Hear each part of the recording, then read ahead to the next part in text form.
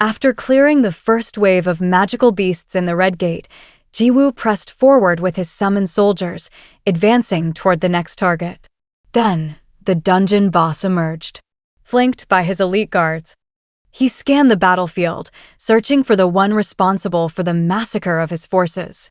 His gaze locked onto Jinwoo, an overwhelming presence that sent a ripple of unease through him.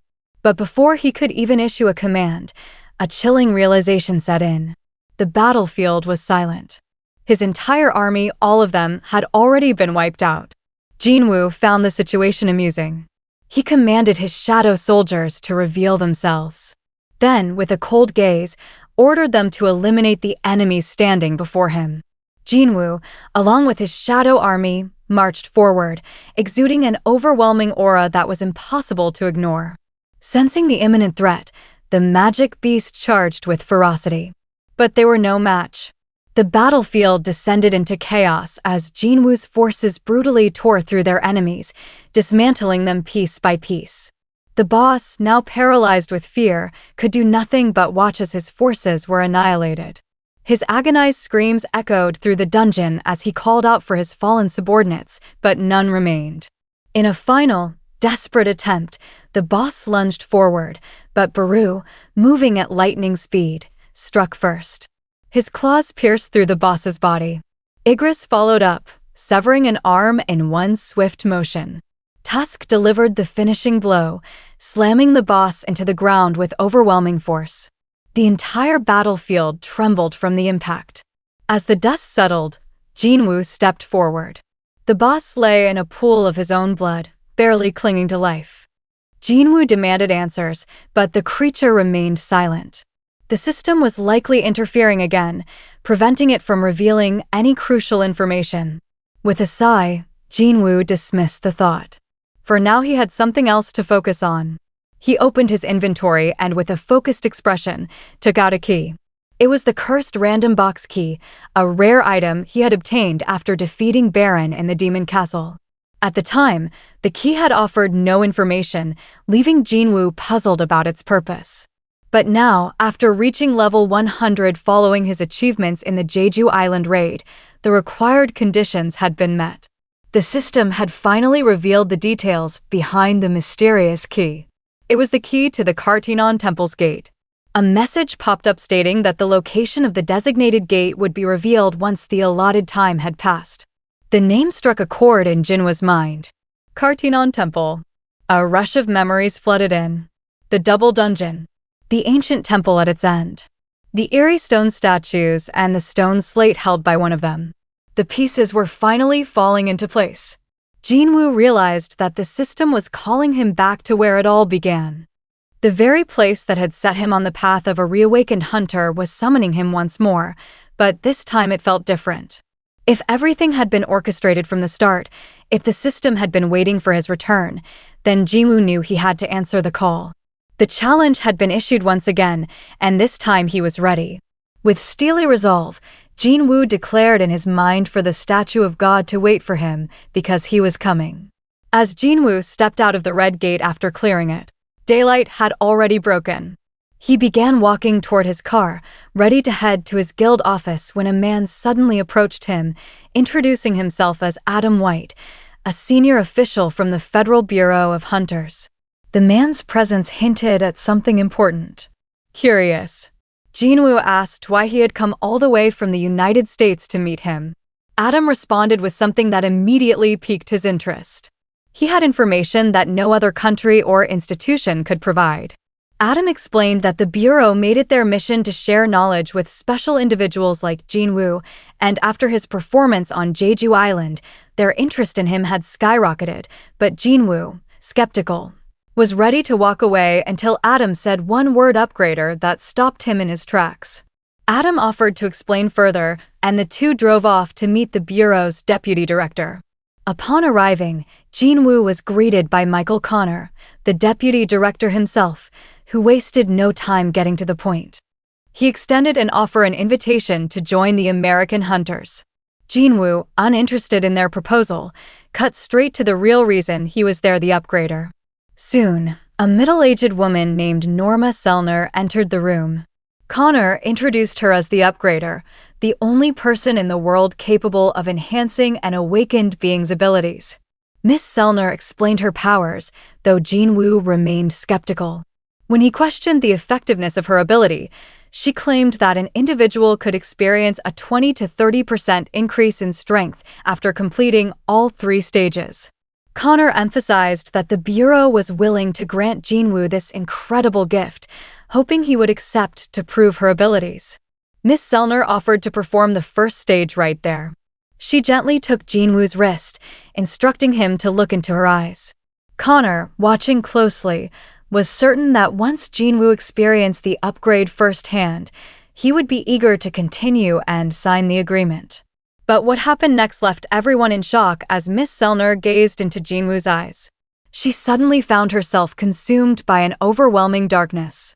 She searched frantically, but saw nothing until a shadow emerged. It moved closer, revealing its terrifying presence as it opened its eyes and stared directly at her. Overwhelmed by fear, she screamed and fell off her chair, completely shaken by what she had seen. The 2 agents guarding Miss Selner instantly drew their guns, aiming at Jinwoo in a panic. Connor, alarmed by their reaction, quickly intervened, shouting for them to lower their weapons. He reminded them of who Jinwoo was, warning that if they had acted this way towards someone like Thomas Andre or Lu Jiguang, they wouldn't have lived to regret it.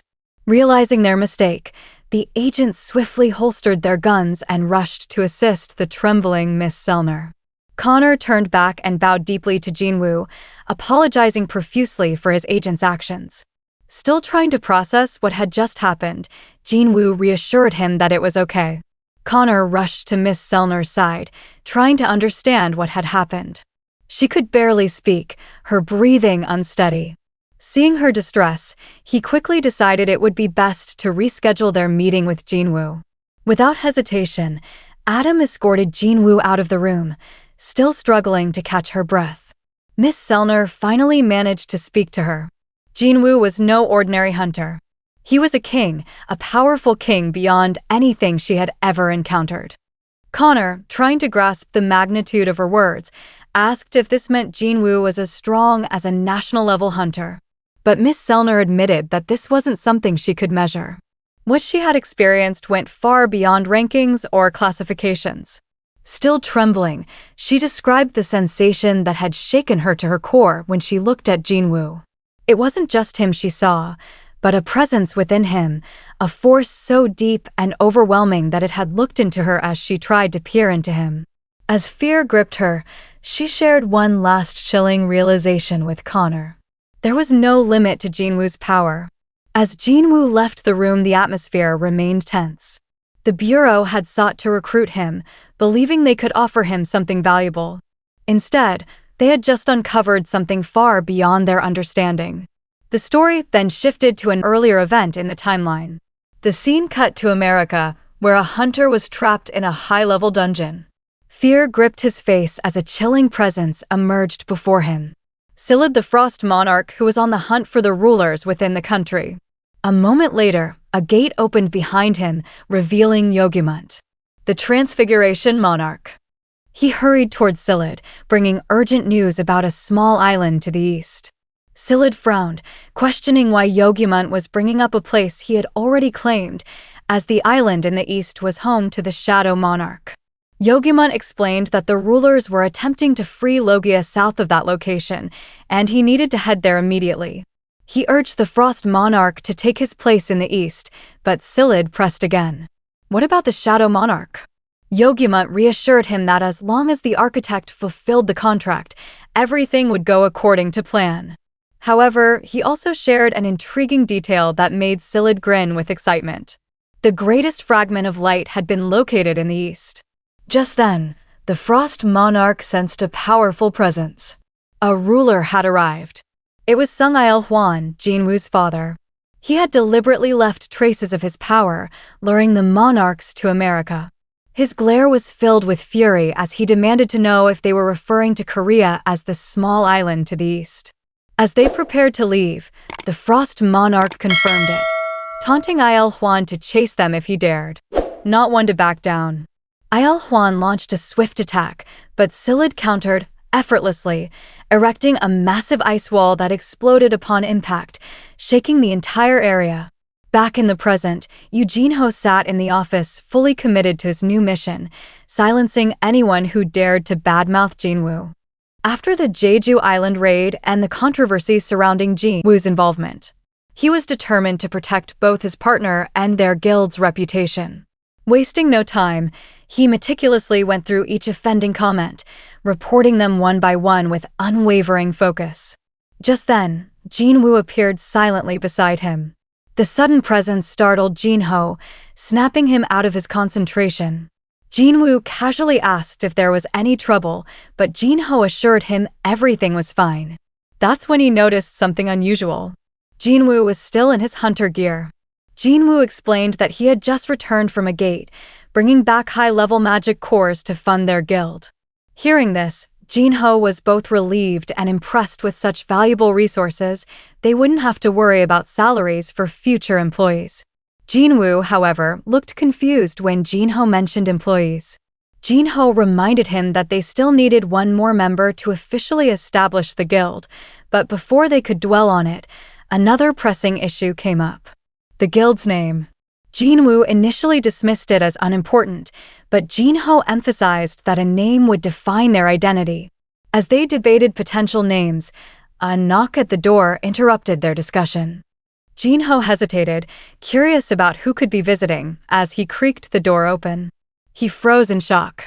Standing before him was Hunter Cha-hae, and Jinwoo was just as surprised. Someone of her stature showing up at his office was completely unexpected. He asked what brought her there, and Haein, without hesitation, stated her reason she wanted to join his guild. Jinwoo, puzzled by her request, sought clarification. It had only been 2 years since her awakening, which meant she was still under contract with the Hunters Guild. He assumed she wouldn't be able to leave so easily, but to his surprise, Haein was willing to pay the penalty to break her contract. What shocked him even more was that she expected nothing in return, not even a signing bonus or a salary.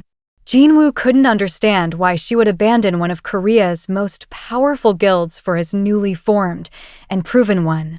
Pressing further, he asked why she was making such a drastic decision.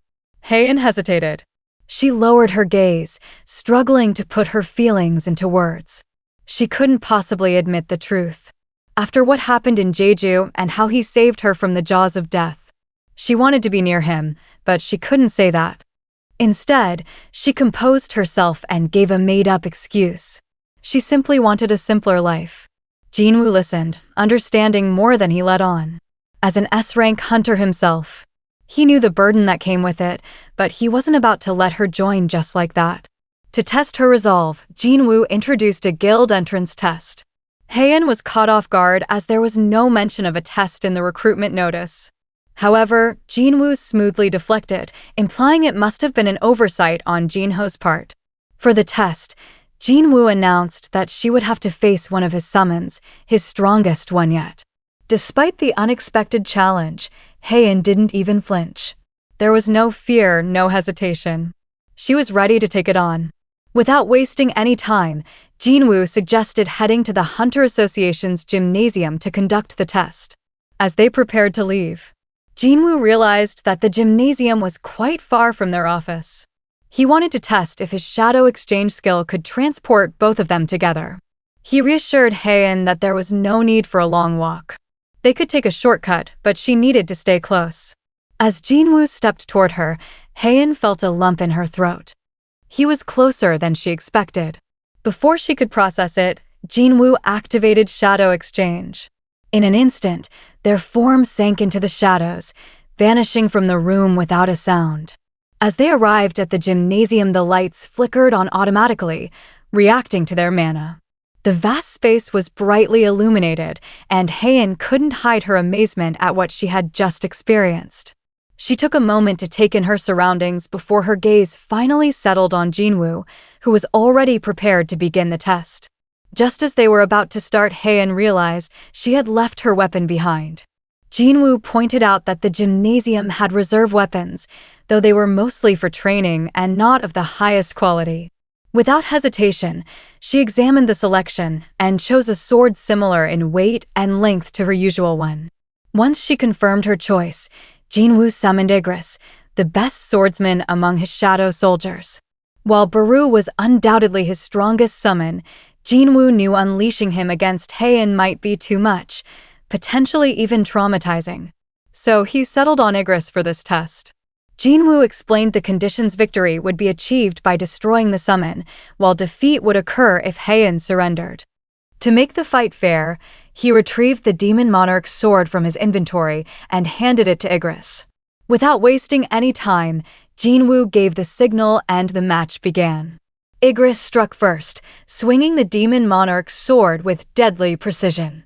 A bolt of lightning shot toward Heian, crackling with immense power.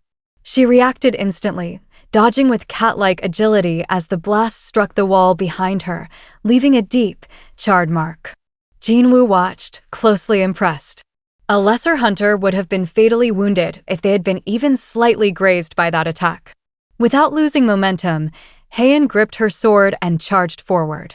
Her focus was unwavering and Igris met her head-on. Their blades clashed, sending sparks flying, each strike resonating through the gymnasium. Jinwoo had expected a good fight, but as he observed the battle, he realized he had underestimated Heian. Despite wielding the Demon Monarch's sword, Igris was struggling. Heian's attacks were relentless, her technique refined and precise. With one final blow, she sent Igris crashing into the wall. The impact reverberated through the space, and Jinwoo knew the outcome was decided. Before Igris could rise again, he called off the match. But Heian wasn't satisfied. She stepped forward, her breathing steady, and questioned whether Igris was truly the strongest summon Jinwoo had. Her gaze was unwavering as she insisted on facing his strongest one now. Jinwoo hesitated, knowing exactly who she meant. He was concerned she might get hurt. But Heian's determination was absolute. She wasn't backing down. She wanted this fight. After a brief pause, Jinwoo finally agreed and, without saying another word, summoned Baru. The moment the shadow ant materialized, the atmosphere in the gymnasium shifted. But despite the crushing weight of his aura, Heian stood firm. Baru, ever loyal to Jinwoo, awaited confirmation of his orders. Jinwoo commanded him to defeat Heian, but made one thing clear: she must not be harmed. With his mission set, Baru unleashed a thunderous battle cry that shook the gymnasium. His blade-like claws extended menacingly from his fingers, ready to strike. Just as the tension peaked, Jinwoo's stern voice cut through the silence, reminding Baru of his command. Hearing his liege's instruction, Baru immediately retracted his claws. In that instant, Heian saw an opening and moved to seize the moment. But before she could react, Baru vanished from her sight. An icy shiver ran down her spine. She had seen this move before on Jeju Island. She steeled herself, refusing to fall for the same trick twice. Baru reappeared behind her, his presence looming over her. But this time she was ready. Her blade lashed out in a flurry of precise strikes. Dozens of slashes cut through the air. Yet not a single one landed. Baru dodged effortlessly, his form unmoving, his gaze impassive. The overwhelming difference in their power became painfully clear. No matter how fast or how precise her attacks were, they simply couldn't reach him. Confusion and frustration began to set in for Heian. She couldn't understand. How could he be so powerful? And more importantly, what kind of strength did Jinwoo possess to command a monster like this with such ease? As doubt settled in, Baru suddenly closed the distance between them. A suffocating stench of death washed over her, paralyzing her limbs. For a fleeting moment, she felt as if it was over. But instead of attacking, Baru released a terrifying roar. The force of his magic power sent Heian skidding backward, momentarily stunned. Jinwoo watched the one-sided fight unfold with a grimace. He found no pleasure in the spectacle and asked if Heian was satisfied, hoping she would yield. But despite everything, her resolve hadn't wavered. She still wanted to fight. Jinwoo observed closely, trying to understand her intentions. By now, she knew she couldn't win. She had seen the sheer gap in their strength. Yet she still refused to back down. He could sense Baru's growing irritation. Unlike his other summons, Baru was still a predator at heart. Even now, Jinwoo could feel him suppressing his overwhelming instinct to kill. Suddenly, Baru's patience snapped. His instincts flared, and he could no longer tolerate prey standing up to its predator. With a flick of his wrist, his claws extended once more as he lunged at Ahjin with lethal intent. But she dodged barely. Realizing she had to take a risk, Ahjin activated her most powerful technique, sword dance. Moving with increasing speed, her blade carved elegant arcs in the air, each strike flowing seamlessly into the next. The sound of metal clashing filled the room as Baru blocked every attack with his claws. Despite his calm demeanor, his displeasure was evident. Growing tired of the game, Baru decided to end it.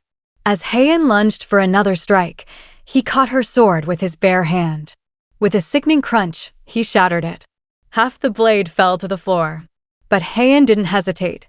She channeled all her remaining magic power into the broken weapon, its jagged edge glowing with an intense light. She was about to unleash a skill she had never used before. Blade of Light. Seeing her chance, Ahjin thrust her glowing weapon toward Baru, who had briefly lowered his guard after breaking her sword. Watching from the sidelines, Jinwoo's eyes widened. Something was wrong. In that brief moment, Baru's mind reset.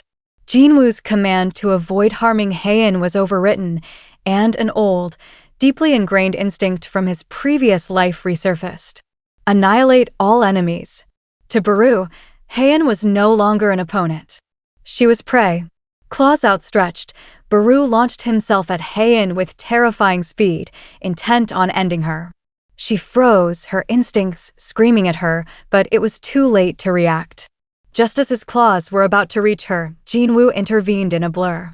He caught Baru's attack with his bare hands. Baru trembled as his gaze met Jinwoo's. Realizing his mistake, he leaped back, dropping to the ground, begging for forgiveness. Jinwoo sighed, understanding what had happened. Baru's protective instincts had momentarily overridden his command. For a moment, he glared at the kneeling shadow before shifting his gaze toward Ahjin. She had fallen to one knee, her breathing ragged. He still didn't understand. Why was she pushing herself so hard? Someone of her caliber didn't need to risk her life over a guild entrance exam. It wasn't worth it. Jinwoo asked her why she was pushing herself so hard, hoping for an answer that would make sense. But Ahjin remained silent, avoiding his gaze. Her silence only deepened his confusion. Still confused, Jinwoo asked Ahjin if she was interested in him. Ahjin's head snapped up, her expression betraying her shock. She looked completely caught off guard, as if the question had pulled her out of a daze. Jinwoo, sensing her surprise, dismissed the thought with a shrug. But after a long pause, Ahjin quietly admitted the truth. Jinwoo was right. She did have feelings for him. At the Federal Bureau of Hunters and National Level Hunters, and Director David Brennan wasn't pleased with the recent news. His men had failed to recruit Sung Jinwoo, a hunter the Bureau had been determined to bring into their ranks ever since witnessing his overwhelming strength during the Jeju Island raid. Assistant Director Connor, accompanied by Norma Selner standing beside him, apologized for their failure in completing the assignment. Brennan, eager to get to the bottom of the situation, wasted no time in demanding an explanation. He wasn't interested in apologies. He needed to know what had gone wrong. Connor detailed everything that had happened in Korea, describing their failed efforts to bring Jinwoo under the Bureau's authority. He explained to the director that based on Miss Selner's observations, Jinwoo was supposed to be one of the Monarchs. This revelation about Jinwoo took Brennan by surprise. If true, it meant Jinwoo's power was beyond what they had anticipated. Brennan immediately sought clarification, questioning whether this put him on the level of a national-level hunter. Miss Selner took a deep breath before explaining. All reawakened hunters drew their strength from a realm known as the Other Side. Their abilities were not their own, but channeled from this unseen force.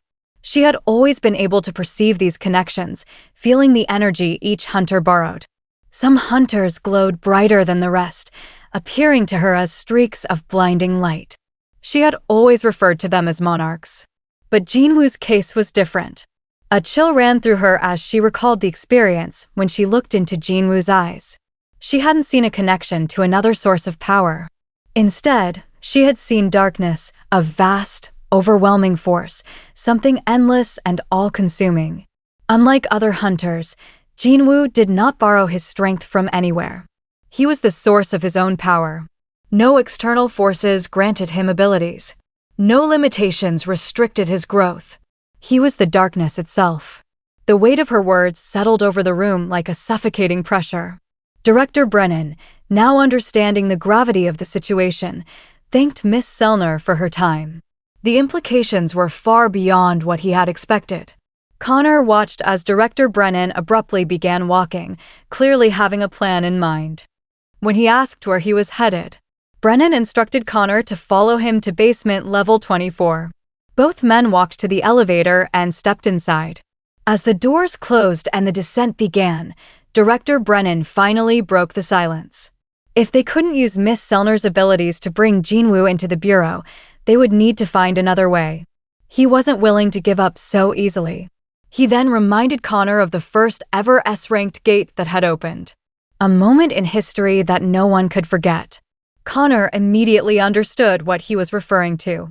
That catastrophic dungeon break had unleashed destruction on a scale never seen before, wiping out the entire West Coast.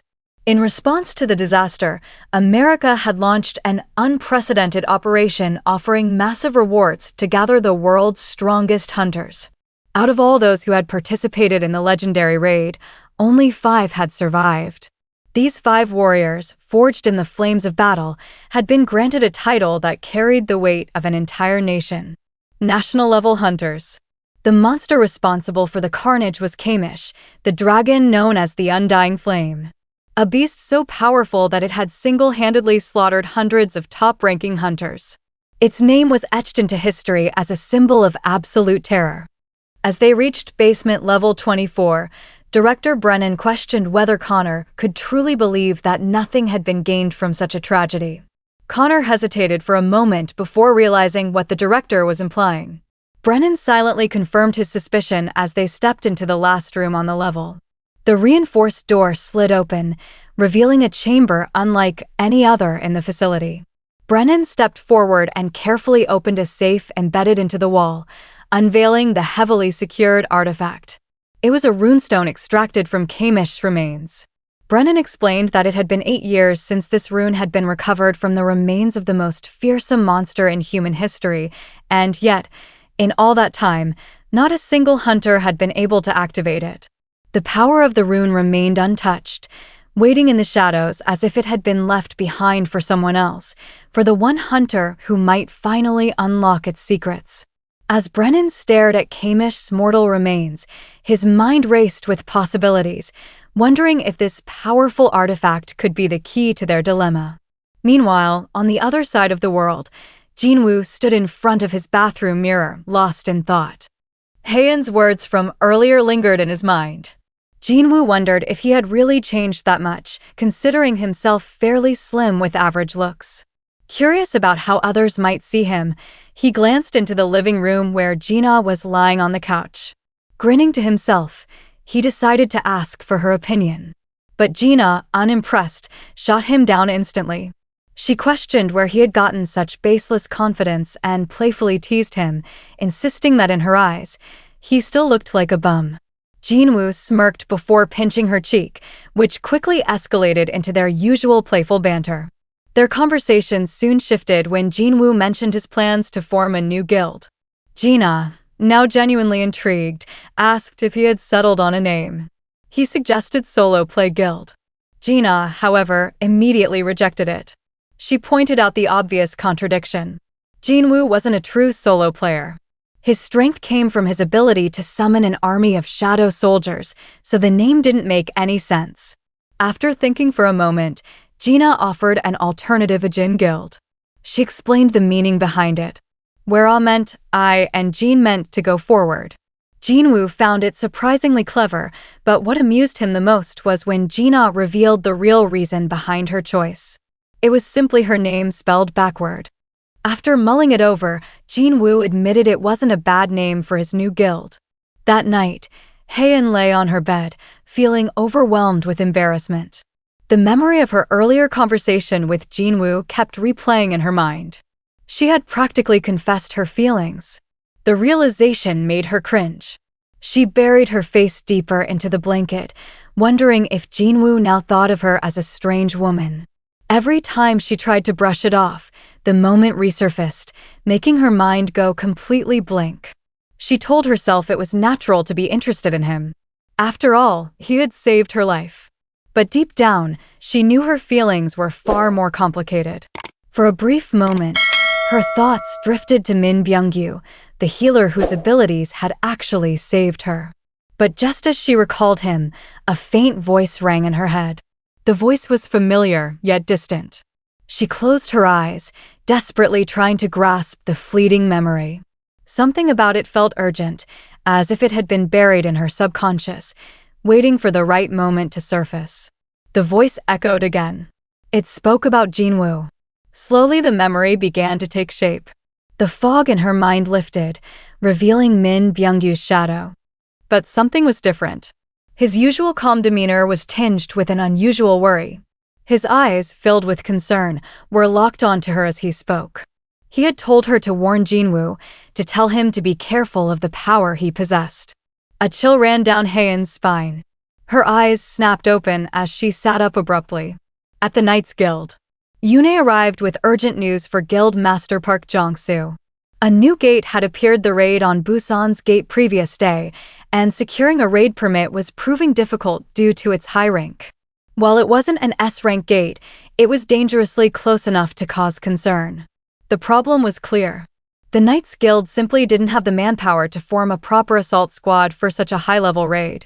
But as one of the 5 major guilds in the country, failing to take it on would damage their reputation. Yoon pointed out that if they passed on this gate, the Fame Guild would likely seize the opportunity.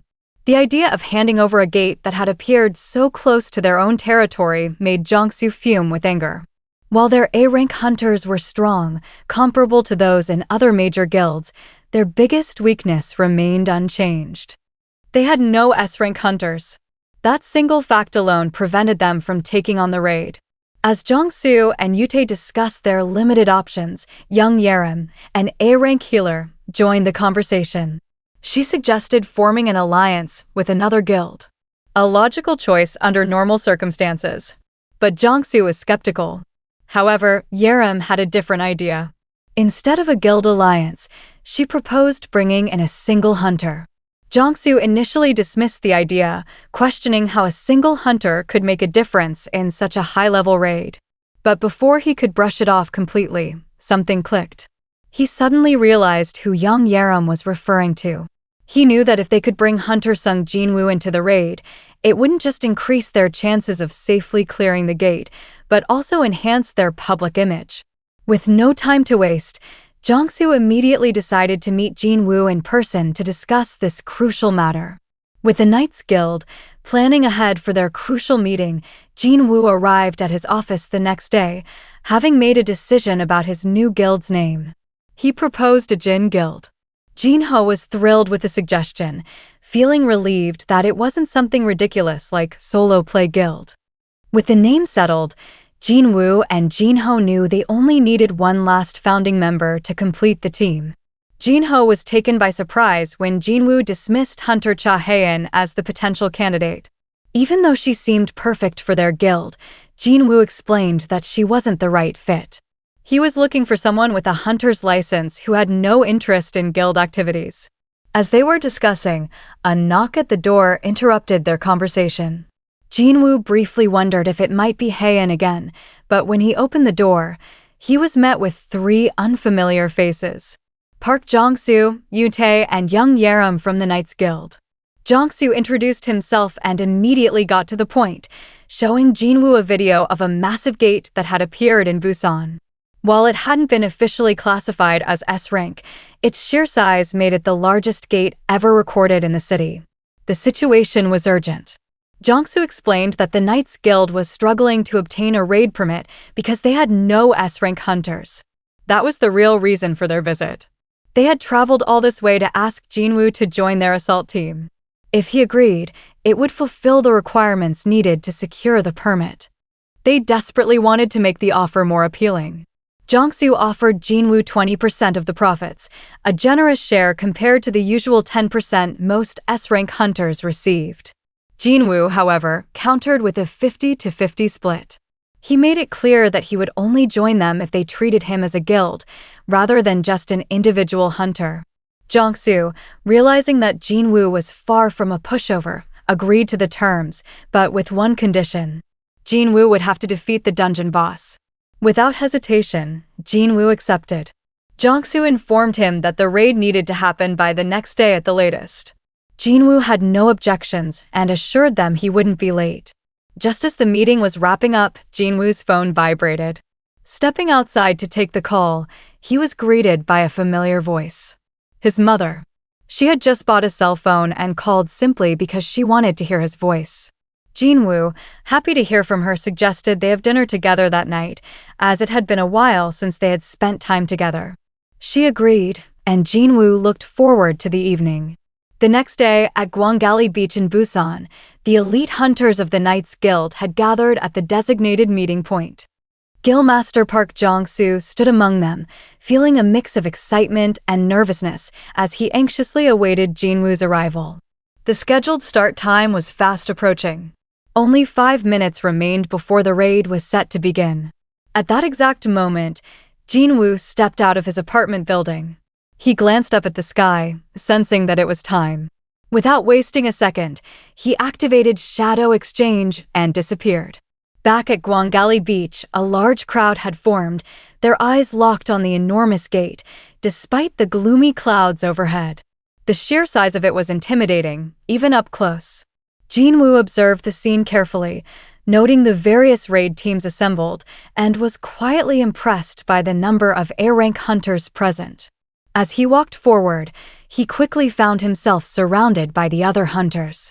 They were eager to see him in action, especially after his legendary performance during the Jeju Island raid. The air buzzed with excitement and curiosity, but Jinwoo found the sudden attention somewhat uncomfortable. Noticing his unease, young Yerim stepped in to deflect some of the attention. Her intervention gave Jinwoo a much-needed moment of respite from the barrage of questions. Meanwhile, Jongsu, thrilled to see Jinwoo arrive, greeted him with enthusiasm. Jongsu quickly addressed the group, officially announcing that as guild master, he would be leading the raid. The declaration was met with disappointment from several hunters, many of whom had hoped that Jinwoo would take command instead. Despite their reactions, Jongsu remained firm, explaining that Jinwoo's role was to protect the backline and ensure the team's safety. With everything in place, Jongsu signaled the start of the raid. The team moved forward, stepping toward the unknown dangers lurking beyond the gate, ready to face whatever awaited them inside. While things had settled at Gwangali Beach with Jinwoo's arrival, a storm was silently brewing elsewhere. Nightmare at Jinah's high school. Inside Jinah's high school, 3 male students, grumbling about being sent on an errand, wandered through the halls following their art teacher's instructions. Their destination was the second art classroom, a room that had long been repurposed into a storage space. As they unlocked the door, a thick cloud of dust greeted them, filling the air with the stale scent of neglect. Casually discussing how many statues they needed to carry back, one of them suddenly froze. His eyes locked onto something unusual in the far corner of the room. The others followed his gaze. There, embedded in the wall, was a large blue gate. Curiosity got the better of them. One of the students stepped forward, reaching out to inspect the gate, completely convinced that nothing would happen. At that moment, a deep crack split through the gate's surface. Before he could react, a hand shot out. It clamped down on the boy's head with an iron grip. He struggled desperately, but the hand's strength was absolute. Soon, a sickening crack echoed through the room. Blood splattered across the walls as his skull was crushed instantly. The remaining 2 students, paralyzed in horror, barely had time to scream before the gate shattered like glass. From the fractured portal, beasts began pouring into the world. The first creatures to emerge were 2 massive orcs. Their keen senses immediately detected prey nearby. The entire building was teeming with prey.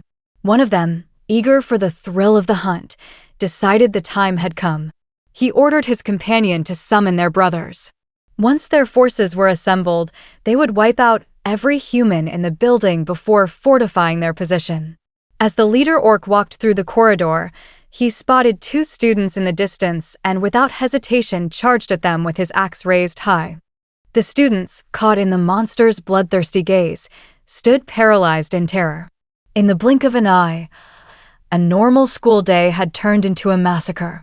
As the nightmare unfolded, one student managed to fumble for their phone with shaking hands. They dialed the Hunters Association Emergency Center. An employee answered quickly. On the other end was a teenage girl, her voice trembling with fear. The receptionist tried to remain calm and professional, asking how she could assist.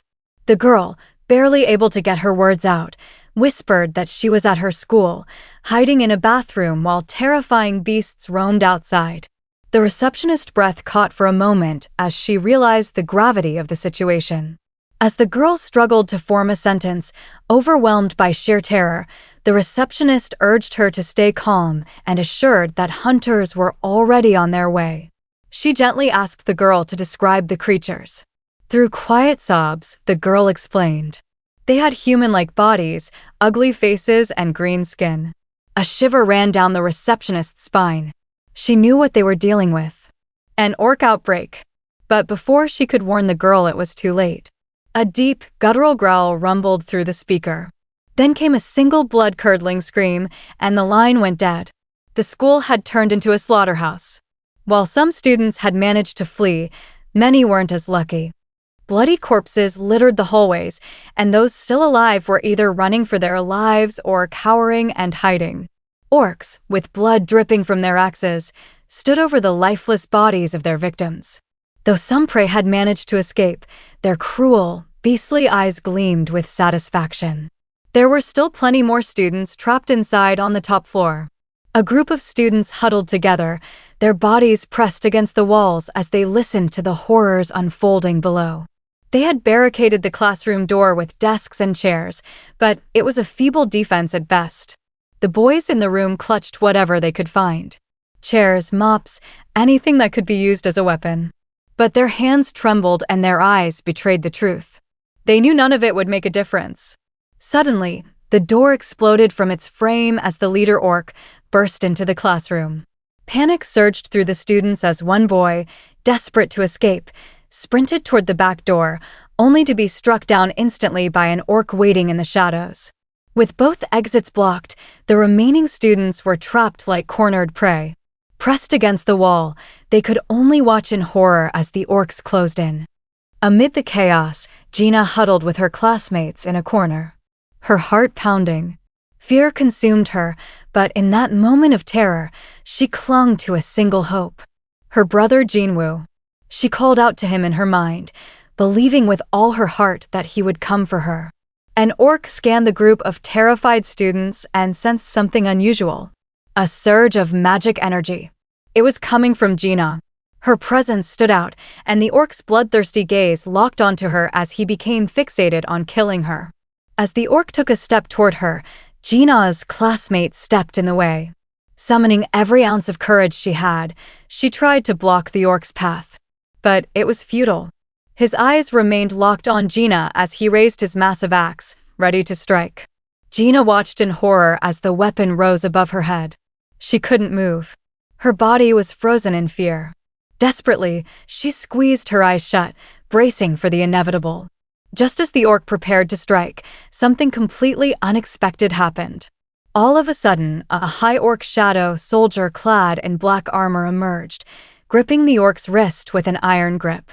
The orc barely had time to react before the shadow soldier slammed its fist down on its head with overwhelming force. The impact was so brutal that the orc shot through the roof like a rocket.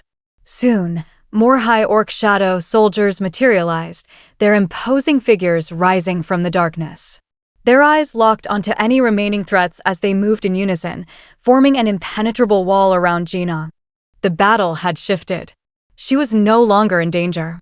Jinwoo's shadow soldiers had turned up at the school just in time, securing the area, while their master, on the other hand, had entered the dungeon alongside the Knights Guild raid party. Upon entering, they were met with a twin-headed ogre. The creature roared and swung its massive battle axe with all its might, aiming to crush anything in its path. Jong-soo, the tank of the group, charged forward, raising his shield just in time to block the powerful blow. The sheer force of the attack sent shockwaves through the ground, but he held firm. As Jang-soo held the line, he called out to Yute, who dashed in with lightning speed with precision and agility. He leapt onto the ogre and slashed at both of its eyes. The beast roared in agony, thrashing wildly as Yute signaled the others to strike and inflict as much damage as possible. Seizing the opportunity, the Knights Guild hunters launched a coordinated counterattack. Their frontline fighters moved in sync, slashing deep into the ogre's thick hide, while the mages positioned behind them rained down scorching spells. The monstrous creature, now covered in wounds and burns, staggered backward before collapsing with a heavy thud. Jong-soo called for a brief regroup, acknowledging the difficulty of the raid. Encountering a twin-headed ogre at the entrance of a dungeon was rare, an ominous sign. Jinwoo, surveying the scene, identified it as a gravekeeper. Jong-soo explained that such creatures often signified an army of undead lurking deeper within. Trying to keep the tension in check, Yute joked about not jinxing their situation, but before anyone could respond, they noticed something strange. The undead creatures within the dungeon weren't charging at them as expected. Instead, they were retreating, backing away as if something far more terrifying was chasing them. Jinwoo's instincts flared. A sudden jolt of adrenaline shot through him as his heart pounded. He picked up urgent signals from the high orc warriors he had stationed to protect Jinah. Something was wrong. Without hesitation, he turned to Jong-soo, informing him that he had an urgent matter to attend to. Jong-soo, startled by the sudden announcement, protested, concerned about the dangers they might face without his presence.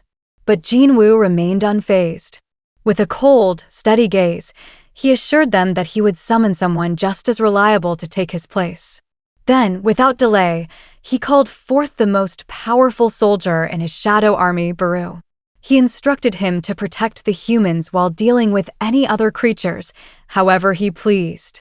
The sheer presence of Baru radiating overwhelming mana sent a wave of fear through the hunters. They instinctively backed away, uneasy at the thought of finishing the raid alongside such a monstrous being. Jinwoo calmly informed them that his summoned soldiers, including Baru, would assist them. He assured Jong-soo that 20 of his shadows were more than enough to clear the dungeon. Yerem, still in shock, questioned Jinwoo's decision to leave after summoning such an overwhelming force. But one glance at Jinwoo's icy expression silenced her. He made it clear if they didn't want his help, he could withdraw his summons, but whatever happened next would be on the Knights Guild, not him. Realizing the gravity of the situation, Jong-soo quickly agreed. Jinwoo checked the cooldown timer for his shadow exchange skill. Frustration washing over him as he realized there was still over an hour left before he could use it. He couldn't afford to wait. Determined, Jinwoo turned and sprinted toward the exit. But just as he prepared to cut through the undead blocking his path, something unexpected happened. The creatures, instead of attacking, dropped to their knees, bowing before him. Jinwoo's eyes narrowed. Perhaps they were reacting to his necromancer abilities. But now wasn't the time to dwell on it. Dismissing his dagger back into his inventory, he burst out of the dungeon's exit and summoned his winged dragon, Kaisel. As he emerged, the crowd outside the gate stood frozen, watching in awe. Ignoring their curious stares, Jinwoo climbed onto Kaisel's back, eyes burning with determination. With one command he took off, soaring through the skies at breakneck speed, racing toward Jinah. Back at the high school, the leader orc's head was sliced in half, its massive body collapsing to the floor. The towering shadow soldier slammed the remaining 2 orcs into the ground with a lethal blow. The students, frozen in fear, could only watch in horror, unable to comprehend what had just happened. In an instant, all 3 orcs attacking the classroom had been eliminated. Now, the shadow soldiers stood silently guarding Jinah. Confused and still in shock, Jinah wondered if her brother had arrived. But as she looked around, the shadow soldiers refused to let her leave their side, pointing toward the lingering danger still present in the building. Suddenly, a thunderous boom echoed through the halls. The dungeon gate cracked open and a throne emerged. The final restriction had been lifted, unleashing the dungeon's master Grokter, the orc warlord and chief of the Red Blade tribe. Sitting atop his throne, he exuded a terrifying presence ready to bring mayhem upon the school. His moment of stillness was broken by a panicked subordinate rushing to his side, breathlessly reporting that a group of high orcs was assisting the humans. Grokter, unimpressed, asked how many there were. Upon learning there were only 3, he scoffed at the idea that his warriors couldn't handle them, calling it pathetic. He lifted his massive axe and commanded his subordinate to lead the way. Reaching the classroom, Grokter wasted no time. With a powerful swing, his axe struck the towering shadow soldier, sending it flying. The other orcs erupted in cheers, chanting their leader's name. Despite their formidable strength, the shadow warriors were no match for the chief of the Red Blade tribe. Boasting about his countless victories, Grokter pointed to the tattoos covering his body, each a symbol of an enemy he had slain. He taunted the shadow soldiers, demanding a better fight. When they managed to block his strikes, he acknowledged their resilience but remained dominant. With a swift motion, he cut through them, expecting them to fall for good. But to his shock, the shadows regenerated instantly. Grokter frowned. Was this some kind of sorcery? No matter how many times he cut them down, they kept coming back. Frustration boiled inside him as he pondered a way to eliminate the shadow soldiers. A voice rang in his head, urging him to kill the humans. The constant nagging gave him a headache. He then suddenly realized that if these shadows were controlled by magic, eliminating their caster would put an end to them. His gaze scanned the room, and then he saw Jinah. She stood behind the towering shadows, trembling. Grokter was certain she was the source. Without hesitation, he commanded his orcs to seize her. Knowing the shadow warriors would be powerless while regenerating, one of his subordinates lunged toward Jinah. The shadow soldiers tried to intercept, but they were swarmed by the other orcs, who relentlessly slashed and stabbed, keeping them at bay. As the battle raged on, Grokter advanced on Jinah himself. He grabbed her by the mouth, lifting her effortlessly off the ground. A wicked grin spread across his face. He was about to squeeze the life out of her when a deafening roar Jinwoo arrives at the school echoed from the distance. Grokter's instincts screamed at him.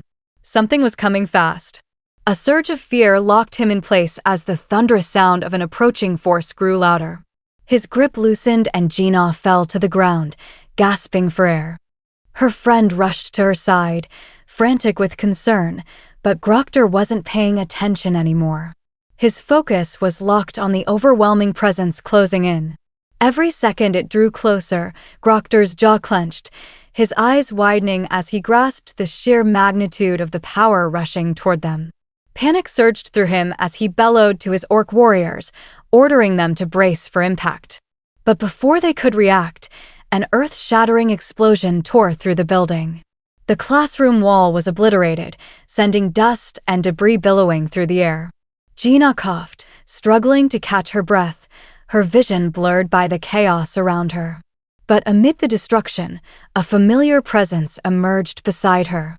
Without a word, Jinwoo gently patted her head, a silent reassurance that she was safe now. Grokter swallowed hard as he faced this new and incredibly powerful adversary.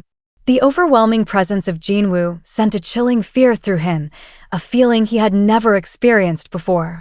Desperate to assert himself, Grokter straightened and introduced himself as the chief of the Red Blade tribe. But before he could finish, Jinwoo's hand rose. Filled with rage, Jinwoo pointed directly at Grokter, his voice cutting through the tension like a blade as he commanded him to shut up and wait. The orc chief froze instantly, silenced by the overwhelming presence before him. Jinah, tears welling in her eyes, threw her arms around her brother the moment her coughing subsided. Jinwoo stroked her hair gently, asking if she was okay, apologizing for being late. He glanced around, ensuring the students were safe. They nodded in relief, confirming they were unharmed. His gaze then landed on Jinah's face, where a distinct handprint on her cheek and neck made his blood boil.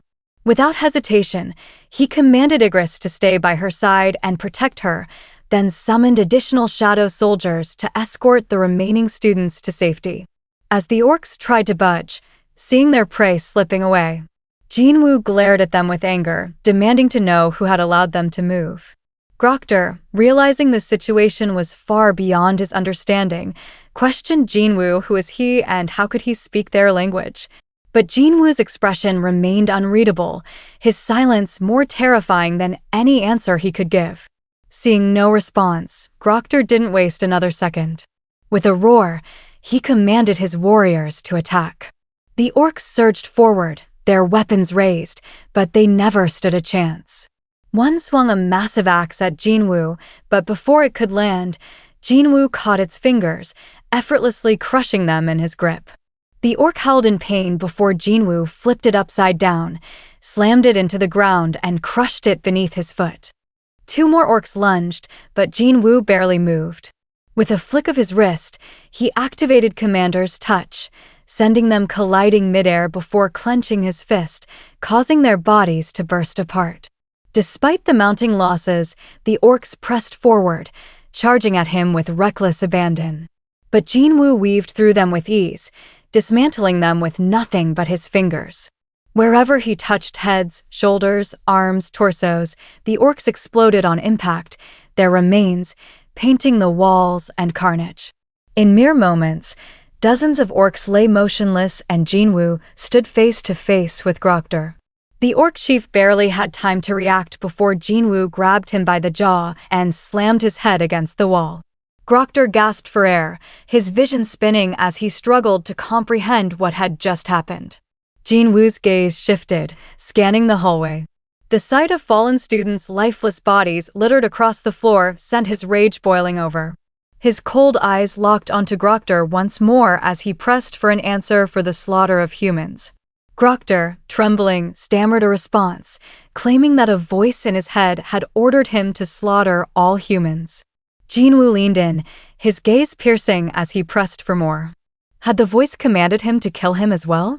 Grokter, now desperate, pleaded for forgiveness, swearing that he hadn't intended to challenge Jinwoo. But Jinwoo wasn't satisfied with his answer. The orc chief continued to beg, but Jinwoo only grew colder. Perhaps he thought Grokter hadn't considered him human at all. Jinwoo, in an eerily calm voice, told Grokter that he might forgive him, but the path to forgiveness would not be easy. And in the next instant, without another word, Jinwoo summoned the demon Monarch's dagger and brutally ended Grokter's life. Meanwhile, at Gwangali Beach, the dungeon raid pressed on. Jinwoo's shadow ants swarmed end of Busan Raid the cavern walls, their battle cries echoing through the space. The sight sent shivers down the spines of the Knights Guild hunters, some of whom began voicing concerns, fearing these creatures might turn on them at any moment. Yoondae, uneasy, looked toward Jongsu for direction.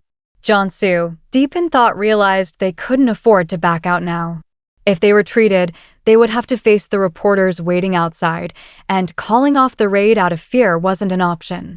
Just as he was steeling himself, Baru suddenly appeared in front of him.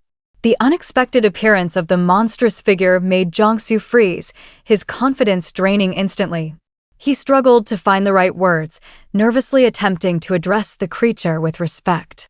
Baru, however, simply stared at him in silence, heightening Jongsu's unease before vanishing just as quickly as he had appeared. The moment Jongsu began to process what had happened, Baru reappeared again, startling him further and tossed something toward his feet. It was a severed head, the remains of a death knight, one of the strongest monsters they could encounter. Jongsu's breath hitched as he registered what he was looking at. The realization that Baru had effortlessly slain such a formidable foe in an instant left him in stunned silence. As Baru returned to commanding the shadow ants, Jongsu slumped to the ground, overwhelmed. His teammates rushed to check on him, asking if it was safe to continue following the shadow creatures. Gathering himself, Jiangsu assured them he was fine and pointed at the decapitated head. He reminded them of the immense value of magic stones harvested from high-ranking monsters like this. Then, turning to his party, he asked if they still wanted to proceed. Before he could even finish his sentence, the raid party had already started moving. Yute chuckled, calling out to Jiangsu to hurry up and keep pace. It had been quite a while since the raid began, and at last the knights' guild strike squad reached the entrance of the boss's lair. As they stepped inside, a chilling sight awaited them. An archlich, the dungeon's boss, flanked by a group of death knights. The moment they laid eyes on it, fear paralyzed them. None of them had expected to face a creature this powerful and infamous. Jiangsu quickly assessed the situation. Archliches were notorious for wiping out entire guilds. He recalled the devastating incident involving China's Gold Dragon Guild, an elite force that was annihilated by an archlich, resulting in a near-catastrophic dungeon break that was only contained thanks to Liu Jigang's intervention. His gut told him they were in trouble. Their squad, composed of only A-rank hunters, stood little chance against such a formidable opponent. Sensing the danger, Yute turned to Jiangsu, anxiously asking what they should do. But before he could respond, the hunters noticed a horde of death knights marching toward them, weapons raised and ready to attack. Jiangsu snapped into action, urgently ordering his team to block the doors. Yerim, reacting, instantly activated her holy shield, erecting a barrier that sealed the entrance in an instant. Jiangsu knew they were running out of options, and without Jinwoo, survival seemed impossible. Yerim, already struggling to maintain the barrier, turned to Jiangsu with a look of concern. She warned him that it wouldn't hold for even 5 minutes. Then, at that critical moment, Baru stepped forward. Without hesitation, he strode past the hunters and stood directly in front of the archlich. The boss, upon recognizing the Shadow Army's presence, was momentarily taken aback. It demanded to know why the Monarchs' personal army was attacking them. Baru remained unfazed, baring his mandibles and extending his claws. He coldly declared that they had been chosen by the king, while the archlich had not. Indignant and in disbelief, the archlich insisted that it would speak to the king itself. But before it could finish its sentence, Baru materialized mere inches from its face. The archlich barely had a moment to react before Baru's claw pierced through its chest. A stunned silence filled the room as the lich looked down, eyes wide in horror. Baru gripped its heart and yanked it free. The boss trembled, shaking its head in denial, desperately pleading for Baru not to break it. But the Ant King didn't care for its screams. Without hesitation, he crushed the life source in his fist. In an instant, the archlich and its death knights disintegrated into the air, leaving nothing but a fading echo of their existence. Baru roared triumphantly as he struck down the final boss of the dungeon. The Knights Guild members stood in a mix of disbelief and excitement, watching as the raid concluded without a single casualty on their side. But things weren't as calm at Jinah's high school, where a large crowd had gathered shaken by the tragic incident. Aftermath of the orc outbreak. The atmosphere was heavy with panic, grief, and the cries of parents mourning the loss of their children in the dungeon outbreak. Meanwhile, Jinwoo had already left the scene seated in a car alongside President Go Gunhee. As they rode together, President Go provided a report on the situation. Out of all the students, 213 had managed to escape safely while 10 others were rescued from the building. The rest, tragically, hadn't made it in time. He then shared additional data with Jinwoo, revealing an alarming trend. Gate appearances had been steadily increasing worldwide over the last 6 months. Alongside this surge, there was also a noticeable rise in the number of people awakening as hunters. It was as if the world was trying to maintain a balance between the threats emerging from the gates and those who could stop them. Jinwoo then calmly asked about the reason behind the chairman's sudden visit. President Go explained that several countries had expressed interest in meeting him due to his S-rank status. Many nations were eager to recruit him for their own purposes, with some even making highly lucrative offers. He assured Jinwoo that the association had protected his personal information thus far, but ultimately the decision to engage with these nations rested with him. As Jinwoo listened closely, President Go voiced his concern. If he were to leave Korea, the country might struggle to adapt to the changes looming on the horizon. Soon, the chairman's car arrived at the hospital where Jinah had been taken. As Jinwoo stepped out, President Go made one final plea, urging him to stay in the country.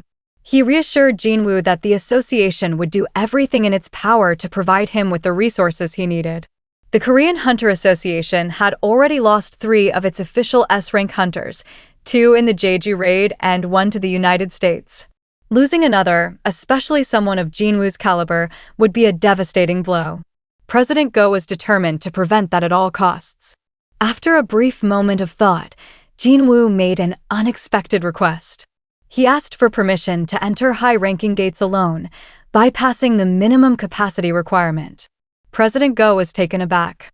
The law requiring a set number of hunters and raids was designed to protect them from unnecessary risks. However, as he considered Jinwoo's words, it became clear that this might have been the very reason he had formed his own guild. Jinwoo confirmed this and asked if his request was too much. While the idea of a single-man raid team was unheard of, President Go understood that Jinwoo wasn't just any hunter.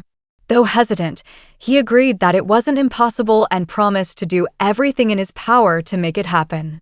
After dropping Jinwoo at the hospital, President Go headed straight to the National Assembly to discuss Jinwoo's urgent matter. As he presented his request to recognize summoned minions as official members of strike squads, one of the assembly members immediately rejected the idea, calling it absurd. The member argued that the Hunters Association was meant to serve all hunters equally and accused President Go of bending regulations solely for hunter Sung Jinwoo. Remaining calm, President Go acknowledged that this was indeed preferential treatment. He then posed a simple yet powerful question to the assembly. If they had to choose between sending an assault squad of regular hunters or letting Jinwoo clear a dungeon alone, which would they pick? The room fell silent as the weight of the question sank in. President Go then reminded them that guilds from around the world were eager to recruit Jinwoo.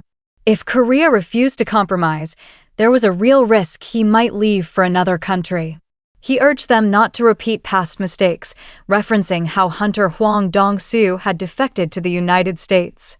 He then nudged the assembly, reminding them that if another S-rank gate appeared in Korea, they would need someone capable of protecting them.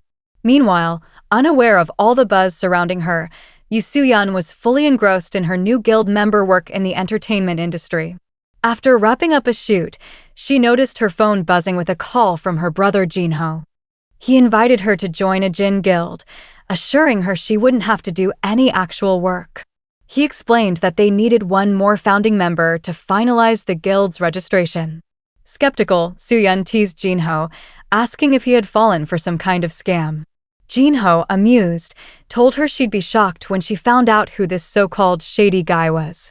After their call, Soo-yeon made her way to Ahjin guild's office. Upon arriving, Jinho introduced her to Jinwoo, explaining that she was his cousin and a certified A-rank hunter. The realization hit Soo-yeon. She was standing before the famous Sung Jinwoo. Jinho, ever playful, reminded her that she was the real celebrity in the family, but Soo-yeon remained more excited to meet Jinwoo than to bask in her own fame. Observing their interaction, Jinwoo considered the family dynamics. Jinho was a D-rank hunter, while Soo-yeon was A-rank. He pondered whether genetics played a role in the awakening process, recalling cases of siblings gaining abilities and reflecting on his own father, who had been a hunter. Turning his attention back to Soo-yeon, Jinwoo asked if Jinho had explained everything to her. She confirmed that she understood they needed a founding member. Jinwoo then warned her that joining their guild would likely cause a media frenzy and asked if she was prepared for that. Unbothered, Soo-yeon brushed it off, saying that anything was better than being involved with Jin Sung. Curious, Jinwoo asked who she was referring to, and Jinho quietly explained that Jin Sung was his older brother, infamous for his bad personality. As Jinwoo processed the conversation, Soo-yeon hesitated for a moment before stepping closer to him with a small smile. She asked if he would mind taking a selfie with her. Jinwoo obliged, and Soo-yeon quickly posted it on social media. The post went viral, almost instantly sparking conversations everywhere. When Haein saw the photo, an uneasy feeling washed over her. Her heart ached, her body trembled, and for the first time, she felt a deep sense of insecurity she couldn't ignore. After the National Assembly approved Jinwoo's request to Ahjin Guild's first official raid recognize his summoned minions as official members of strike squads, he arrived with Jinho at the site of an A-rank gate that had recently appeared. It was their guild's first ever raid after receiving authorization, and Jinho stood in awe, staring at the massive, towering structure before him. Jinwoo, always focused, led the way as they prepared for their mission. However, they weren't alone. The chief inspector of the Hunters Association's surveillance team, Woo Jinchul, was also present, assessing Jinwoo's shadow soldiers. Observing them closely, he noted that each of them was at least B rank, with some likely reaching A rank. Jinwoo and his soldiers easily passed the safety checks required for the A-rank gate, proving they were more than capable. Jinchul quickly realized that those questioning whether Jinwoo received special treatment simply didn't understand the full extent of his power. With preparations complete, Jinchul signaled that they were ready to proceed. However, before stepping into the gate, he unexpectedly removed his coat. Both Jinwoo and Jinho were taken aback as Jinchul revealed a full suit of armor underneath his formal attire. He then explained that Chairman Go had ordered him to personally observe the raid to ensure everything was truly safe. He asked if he could accompany them as a representative of the inspection team, just for the day. Jinwoo questioned whether Chief Jinchul was truly prepared for what lay ahead. At that moment, Jinchul didn't fully grasp what Jinwoo meant, but he soon realized it after witnessing the gruesome scene unfolding before him in the dungeon. An A-rank monster, a Naga, was being ruthlessly stabbed and slashed by Jinwoo's shadow soldiers.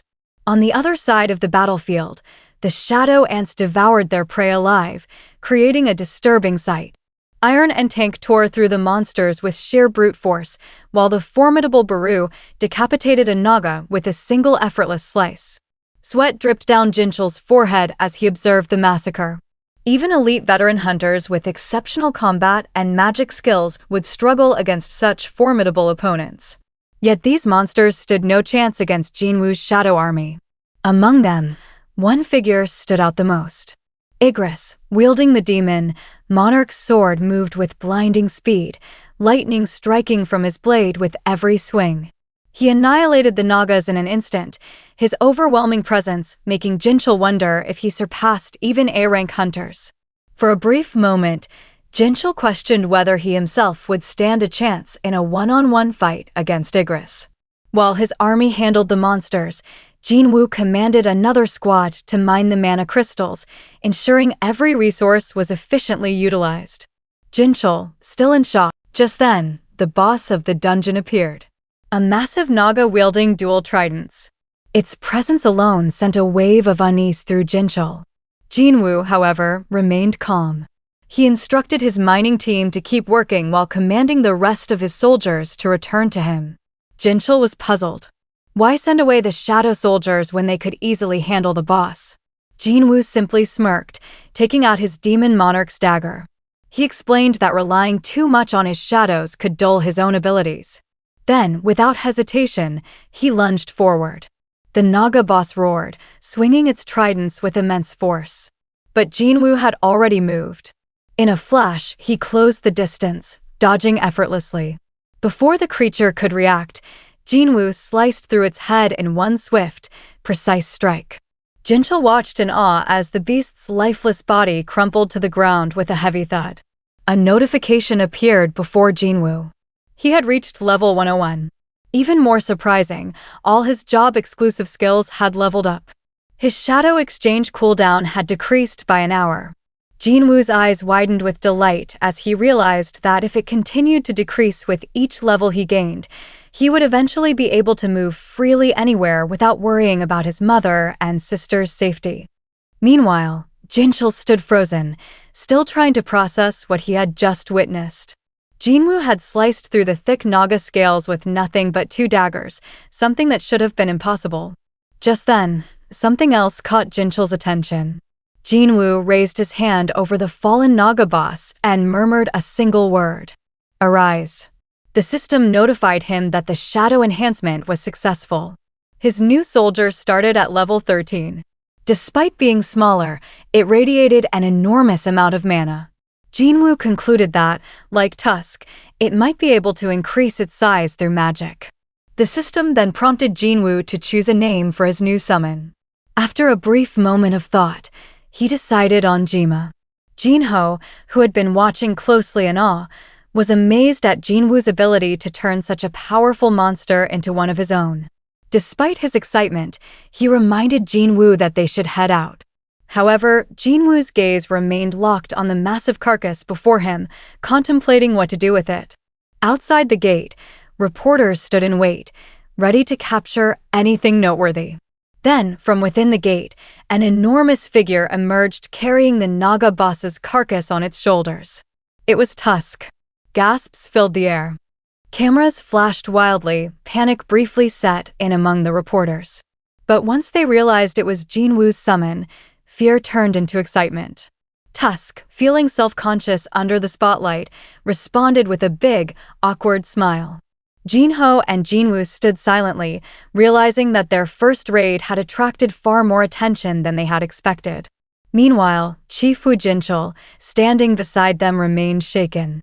The scenes he had witnessed inside the dungeon refused to leave his mind with the same exhausted and shaken expression. Chief Wu Jinchul arrived at the Hunter Association, recounting the entire ordeal to President Go Gunhee. Jinchul, his eyes dark with unease and sweat trickling down his brow, admitted that what he had witnessed wasn't a typical raid. It was a massacre. As he detailed every moment inside the dungeon, President Go let out a deep sigh. Understanding the toll this experience had taken on him, the chairman calmly instructed Jinchul to take some rest. Left alone in his office, President Go stood by the window, lost in deep thought. Hunter Sung Jinwoo had not only cleared an A-rank dungeon, but had also retrieved monster corpses and mined mana crystals completely on his own. He recognized Jinwoo as a one-man guild, an army unto himself. A slow smile spread across President Go's face. His earlier instincts had been correct. Korea and the world was on the brink of a massive shift in power, and the first tremor of that shift was already underway in Tokyo. The bustling city suddenly came to a new threat: a standstill. Pedestrians froze. Conversations stopped. All eyes turned to the sky, where an enormous shadow loomed overhead. In the heart of Shinjuku, an S-rank gate had just appeared, sending waves of panic across Japan. As terror settled in, the nation's top hunters gathered at the Prime Minister's residence to discuss the impending crisis. The leaders of Japan's major guilds, Draw Swords, Phantoms, Invincible Kings, and Snowy Mountains, were all present.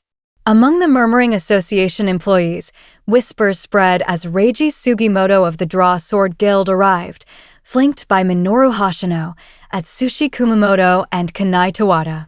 One employee mistakenly referred to Reiji as the Vice Guild Master, only to be corrected.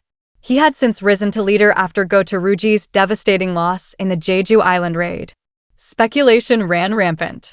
The loss of half of Draw Sword's S-rank hunters, coupled with Chairman Matsumoto Shigeo's underhanded dealings, had weakened the once dominant guild.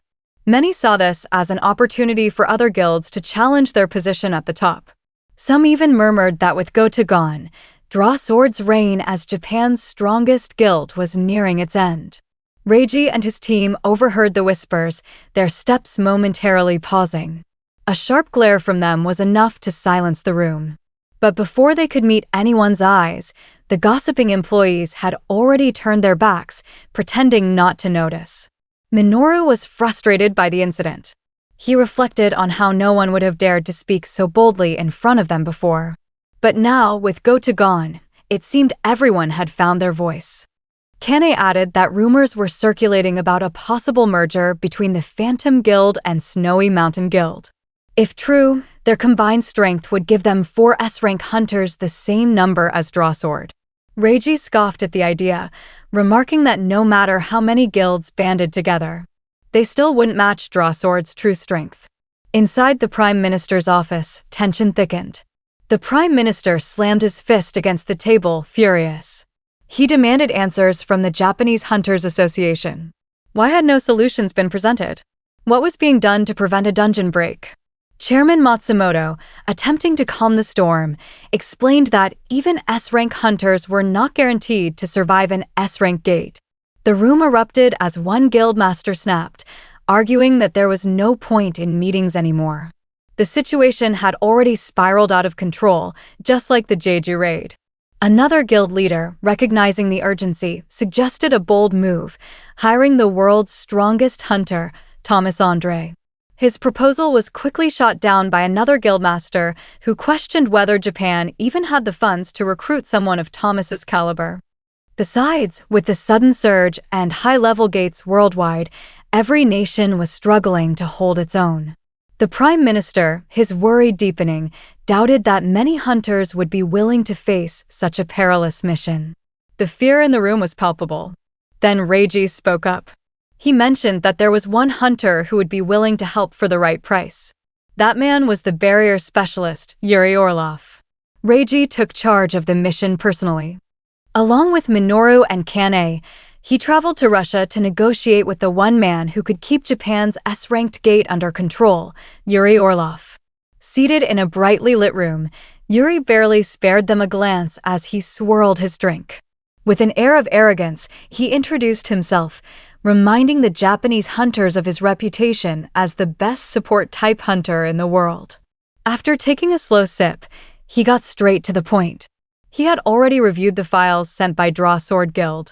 While he acknowledged their decision to evacuate civilians as the right call, he pointed out a glaring flaw, a lack of manpower. Yuri asked if it was true that Japan could only send 6 of their S-rank hunters on the mission. Reiji confirmed it. He explained that each had to leave one S-rank behind to handle the A-rank gates that had spawned across the country. Even Draw Sword could only afford to send 3 of its 4 S-ranks. Yuri chuckled, unimpressed. He pointed out that such a plan wouldn't be enough to protect Japan from the looming disaster. Shaking his head, he slammed his drink onto the table and made his offer clear. $10 million a day to keep the gate closed. Reiji was momentarily stunned by such an outrageous demand. But Yuri simply shrugged with a grin, saying it was a bargain compared to Thomas Andre, who would have charged $36 trillion for the mission. Minoru, standing just behind Reiji, turned to Kane, asking what exactly Yuri had said. Kane, fluent in Russian but shocked by the audacity, hesitated before muttering, whatever it wasn't good. Yuri exhaled in amusement, his smirk widening. He gave the Japanese hunters a choice. Pay $10 million a day to save their country or risk everything just to save a little money. Mocking their hesitation, he questioned whether they even had the luxury of being picky. Then, with a sneer, he added that even if they begged while licking his boots, it still wouldn't be enough. Frustrated by Yuri's arrogance, Reiji challenged him, asking if he truly believed his abilities justified such demands. Unfazed, Yuri scoffed and confidently claimed he was far superior to the 2 S-ranks standing behind Reiji, dismissing them outright as losers. Minoru and Kane's blood boiled. They had been silently enduring Yuri's arrogance. But this was too much. They lunged forward, ready to put the Russian in his place only to freeze mid-motion, locked in place by an unseen force. Yuri's smirk deepened as he watched their futile struggle. With a chuckle, he taunted them, daring them to move if they could. Minoru and Kane were stunned. As seasoned S-rank hunters, they had faced countless powerful foes, yet now, they couldn't even twitch a finger. How had Yuri managed to completely immobilize them with such ease?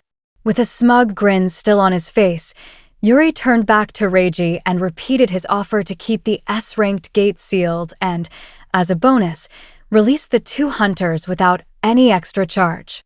Reiji remained still, carefully analyzing the situation. The Russians' power was undeniable. Even though the price was steep, Japan had no better option. Still clenching his fists from the humiliation, Reiji took a deep breath. After a brief moment of thought, he made his decision and reached out to the authorities. And just like that, the deal with Yuri Orlov was set in motion. While a dangerous crisis loomed over Japan, in neighboring Korea, Jinwoo was in high spirits as he made his way back to the Ahjin Guild office. His mind buzzed with thoughts of his rapid progress. His skills had evolved at an astonishing rate. Now, at level 101, he marveled at having obtained the key to the Kartinon Temple, and with level 102 just within reach, he couldn't help but anticipate what lay ahead. As Jinwoo parked his car and stepped out of the vehicle, a familiar figure caught his eye near the office entrance. It was Hunter. Cha-haen. The moment their eyes met, she quickly turned to leave, but Jinwoo didn't hesitate. He sprinted after her. Startled, Haein froze as he suddenly appeared beside her. Narrowing his gaze, Jinwoo asked why she was avoiding him and what she was doing near his office. Still surprised by his sudden approach, Haein explained that she had left her car in the parking lot during her last visit. Jinwoo immediately recalled their last encounter when they had used Shadow Exchange to leave. Understanding the situation now, he relaxed slightly, but before Jinwoo could say anything else, Haein looked up at him as if gathering her thoughts. Then she hesitated for a moment before asking if he was free right now. Haein's mind swirled with questions about the photo Jinwoo had taken with Soo-yeon, about why he had chosen an A rank instead of hiring her an S rank. But despite these thoughts, what truly weighed on her was something else, something far more important. Taking a breath, she finally opened up about the dream she had of Min Byung-gyu and how it was connected to Jinwoo's powers. Jinwoo's expression shifted. A sudden jolt ran through his mind. Sensing the gravity of the conversation, he gestured toward the office, inviting Haein to continue their discussion upstairs. Inside the office, Haein found herself momentarily flustered. She hadn't expected to be alone with him. Jinwoo, however, remained focused. He casually made himself a cup of coffee before turning to Haein, inquiring how Min Byung-gyu had left a message for him. She recounted the strange events of that night, the eerie voice she had heard, and how Min Byung-gyu's shadow had manifested before her. His presence had felt urgent, almost desperate, as he warned her about the hidden danger within Jinwoo. He spoke of feeling as though he had been revived solely to serve him. Yet the most unsettling part was that he felt content in that servitude, as if it was his natural purpose. Byung-gyu's final words hinted at something even more terrifying, Jinwoo's power. A force unlike anything else. Before his shadow could explain further and reveal the truth about Jinwoo's army, a sudden light engulfed him, cutting off the message. His last words still echoed in Haein's mind, leaving her with an uneasy sense of foreboding.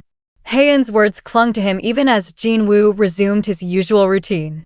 Seated in a dungeon while his shadow soldiers carried out the battle, his mind drifted.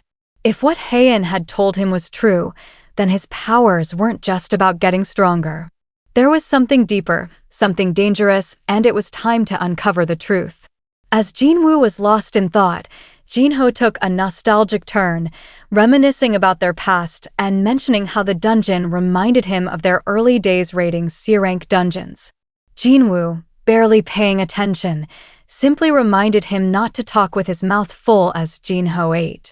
Undeterred, Jinho suggested that Jinwoo let his shadow soldiers handle everything while he focused on other matters, arguing that they could move on their own. But Jinwoo knew better.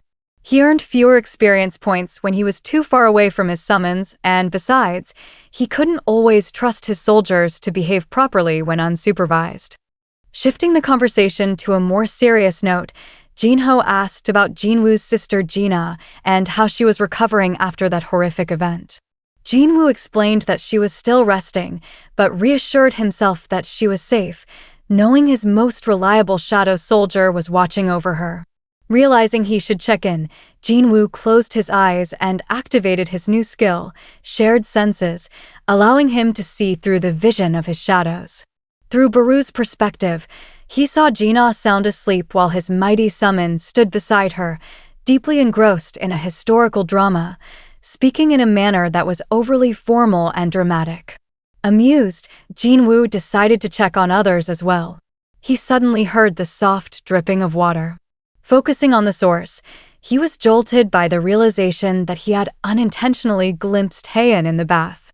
Jinwoo's eyes flew open in shock, a flicker of embarrassment crossing his face. Jinho, catching the odd reaction, asked if he had dozed off for a moment. Jinwoo shook his head quickly, dismissing it as nothing, though a brief thought crossed his mind. Perhaps he should take Haein out for dinner as an apology. Before he could dwell on it, Jinho broke the latest news, informing him about the S-rank gate that had recently appeared in Shinjuku and warning that if it wasn't cleared within 3 days, a dungeon break was inevitable. He then asked if Japan had reached out to Jinwoo for the mission. Jinwoo, already aware, confirmed that he had received the call, but was still considering his options. There were more urgent matters at hand, and his decision wasn't immediate. As he spoke, Jinwoo summoned the key to the Kartinon temple from his inventory, his mind racing with unanswered questions about the system, his powers, and what it all truly meant. With only a day left before he could use the key, he knew the long-awaited truth was finally within reach. Pushing the thought aside, he turned to Jinho, reminding him that if he was done eating, they still had work to do. Jinho, lifting his backpack, nodded enthusiastically and followed Jinwoo deeper into the dungeon. The next morning, Jinwoo was ready in his hunter gear to head out of his apartment. His mother glanced at him over her shoulder, concern evident in her eyes as she asked if there was anything she needed to worry about. Jinwoo quickly reassured her, telling her it was just an appointment and promising to return soon before stepping outside. As he walked, he summoned the black key once again, watching as a notification popped up, revealing the location where the key could be used. The moment he had been waiting for had finally arrived. Meanwhile, at Jinah's high school, a group of Hunter Association employees stood near another gate that had appeared in the exact same spot again. Jinwoo, cloaked in stealth, approached quietly, unnoticed at first. One of the employees moved to stop him, but he calmly lowered his hood, revealing his identity. The female employee, the same one he recognized from the Red Gate incident, looked surprised as she informed him the gate had been open for 3 days. Jinwoo's joy tightened. The system had played him this time. He had assumed the location of the gate would only be disclosed today, but instead it had already spawned days prior. Despite the gate being classified as C rank, something felt wrong. Jinwoo turned to the employee and asked if any hunters had already entered. When she confirmed that an assault team had gone in 2 hours ago, Jinwoo didn't hesitate. He told her to call them back immediately, warning that if they stayed inside, they would all die. The employee looked confused, alarmed even, questioning his urgency. But Jinwoo ignored her, walking straight towards the gate, stating firmly that there was no time to explain. Inside the dungeon, the assault team gathered in front of what they assumed was the boss room, struggling to open the door. Something was off. As they debated their next move, Jinwoo emerged from behind, halting them. His sudden appearance startled the group, who barely had time to register his presence before he stated that he was the survivor of the double dungeon and warned them of the danger they were in. The assault team exchanged bewildered glances, trying to process his words. Still, Jinwoo advised them to leave immediately, declaring that from here on he would take care of the gate. Ignoring their murmurs of disbelief, Jinwoo stepped forward and examined the stone door blocking their path. It refused to budge. As he inspected it further, a notification appeared informing him that the gate to the Kartinon temple was locked and required the key to open. Summoning the key one last time, he pressed it into the stone and with a heavy creak, the door began to open. The assault team stood frozen, stunned by how easily Jinwoo had accomplished what they couldn't. Just as he was about to enter, one of the group members stepped forward, reminding Jinwoo that the Dragon Guild had purchased the raid permit for this dungeon. Despite him being an S rank, they argued, he had no authority to take over. More voices joined in from behind, echoing their guildmates' concerns. Jinwoo listened silently, watching their anxious expressions. He knew convincing them otherwise would be difficult, so he simply gave them a choice. He wouldn't stop anyone from entering the gate if they wished to go forward. One hunter, emboldened by the challenge, stepped past him and crossed the threshold. A notification flashed instantly. Access denied to individuals who do not possess the key. The words had barely registered before a monstrous doorkeeper swung its massive sword down, aiming straight for the hunter's head.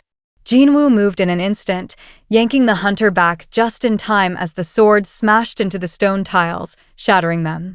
The squad members recoiled in terror, their gazes locking onto the crimson-eyed statue looming before them. Jinwoo turned to the shaken hunter, asking if he still wanted to continue. He explained that every monster in this dungeon was just as dangerous, if not more.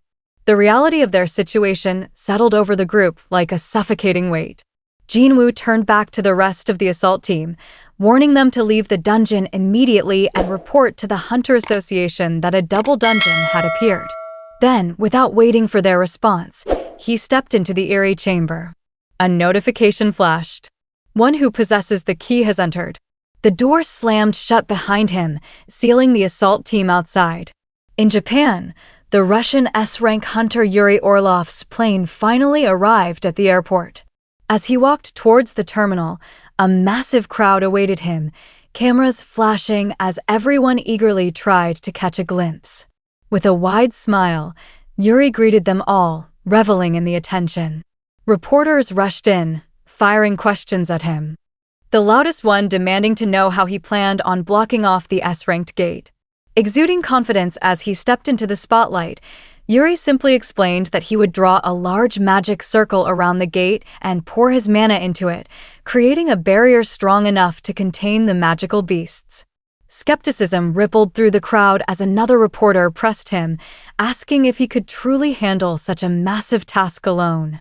With a calm shrug, Yuri clarified that sustaining a barrier indefinitely by himself was beyond even his capabilities, but his magic circle had a solution. It would draw mana from its surroundings. By setting up large quantities of mana crystals around Tokyo, he assured, the circle would steadily absorb energy, strengthening over time. It was like starting a car, he added smugly.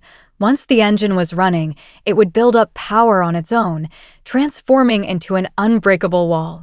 Lifting his chin, Yuri then made his bold declaration, reminding everyone that he was about to save their lives and that they should remember his name for it. Chairman Go Gunhee watched the telecast unfold from his office, his fingers steepled as doubt lingered in his eyes. Yuri's confidence was undeniable, but the chairman wasn't entirely convinced of his ability to seal off such a powerful gate. If he failed, the consequences would be catastrophic, and Japan couldn't afford to gamble on empty promises.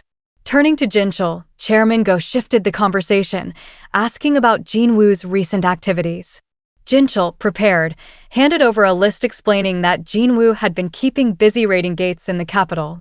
A chuckle escaped the chairman as he scanned the reports. He was amused by the sheer power of a one-man guild rivaling major organizations. It was nothing short of fascinating. Their discussion was cut short as Jinchul's phone buzzed. Seeking permission to step outside, he left the office to answer the call. As he listened, his usual composed expression faltered, his grip on the phone tightening. The caller's voice relayed urgent news. Another gate had opened at Jinah's school. But it wasn't just any gate. A double dungeon had been discovered inside. A panic surged through the Hunter Association, but Jinwoo remained undaunted as he stepped into the Kartinan Temple. The torches along the walls ignited upon his arrival, casting eerie shadows across the vast chamber. His eyes swept across the familiar sight. Towering statues lined the walls, their frozen gazes fixed forward, while at the far end of the hall, the largest of them all loomed on a stone throne, watching in silent judgment. Everything looked exactly as he remembered. Yet, something felt different. The stillness of the temple no longer unsettled him. It beckoned, whispering to a deeper understanding within him. He could sense it now, something he hadn't grasped before. These statues, these ominous figures that once struck fear into him, were neither living creatures nor magic beasts. They were mere puppets, empty husks tethered to a greater force. Jinwoo's sharp instincts latched onto the single presence in the room, something that concealed its monstrous nature beneath layers of stillness. His gaze locked onto one particular statue, its aura betraying it. Slowly, he advanced, his voice cutting through the silence as he demanded to know if it was the one orchestrating everything. There was no response. The statue remained motionless. Irritation flickered across Jinwoo's face as he took another step closer. He knew it was there, knew it was watching him. His voice was cold now, sharper, as he questioned why it was refusing to answer. He was now face to face with the towering stone figure.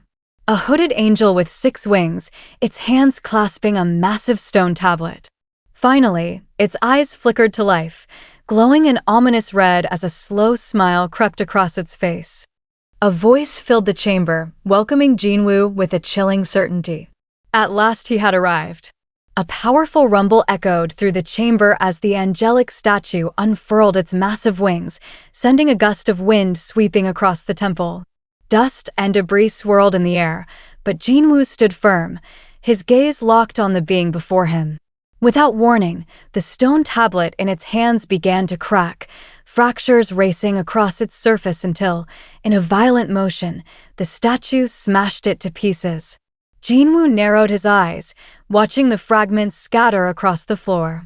Something about that act felt wrong. Muttering that maybe the commandments inscribed on it never really mattered in the first place, he took a step forward. The statue's lips curled into a knowing grin as it admitted that once they held meaning, but no longer. Jinwoo's expression darkened. So it was the one who had brought him here. The realization settled in, and he demanded confirmation. The chilling chuckle that followed made his skin crawl. As the statue finally admitted that yes, it had called him to this place, Jinwoo's stance remained firm as he questioned further, asking if it was a monster. But the statue simply clapped its hands, dismissing the question entirely. Instead of asking about its identity, it told him he should be questioning his own. The weight of those words pressed against him, but before he could dwell on them, movement flickered at the edges of his vision. The towering stone figures that lined the chamber, once frozen in place, were now shifting. The air grew thick with an oppressive force as the angelic statue declared the beginning of his final test, promising that if he remained standing by the end, he would be given the truth as a reward. Jinwoo's instincts flared, reaching for his shadow soldiers as he prepared to summon them, only for the statue to snap its fingers. A notification appeared in his vision, restricting all job-exclusive skills. Jinwoo grit his teeth, understanding the message. This was a test for him alone. The statue watched him with amusement, reminding him that it was only interested in his strength, not that of his soldiers. Before Jinwoo could respond, a massive stone figure lunged at him, its sword slicing through the air. His instincts screamed. Then it hit him. His inventory was still accessible. Without hesitation, he caught the descending blade with his bare hands, his grip tightening as cracks formed along its surface. With a sharp motion, he snapped it in two. Wasting no time, he grabbed one of the broken shards and hurled it forward.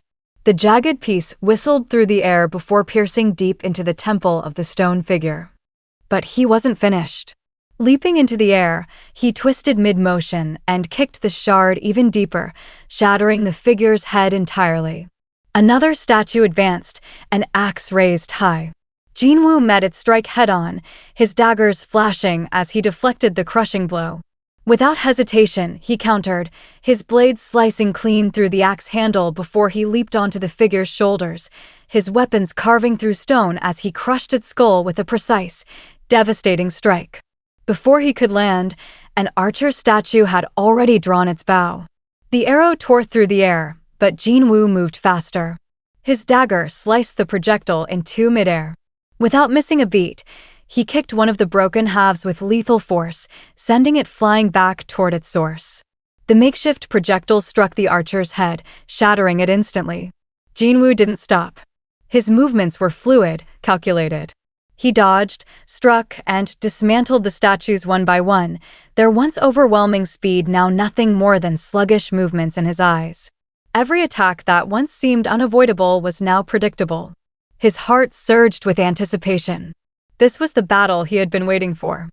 Across the chamber, the angelic statue trembled in delight. Watching Jinwoo carve through the stone figures with ruthless efficiency, it marveled at his growth, at the sheer power he had attained. This was beyond what it had expected.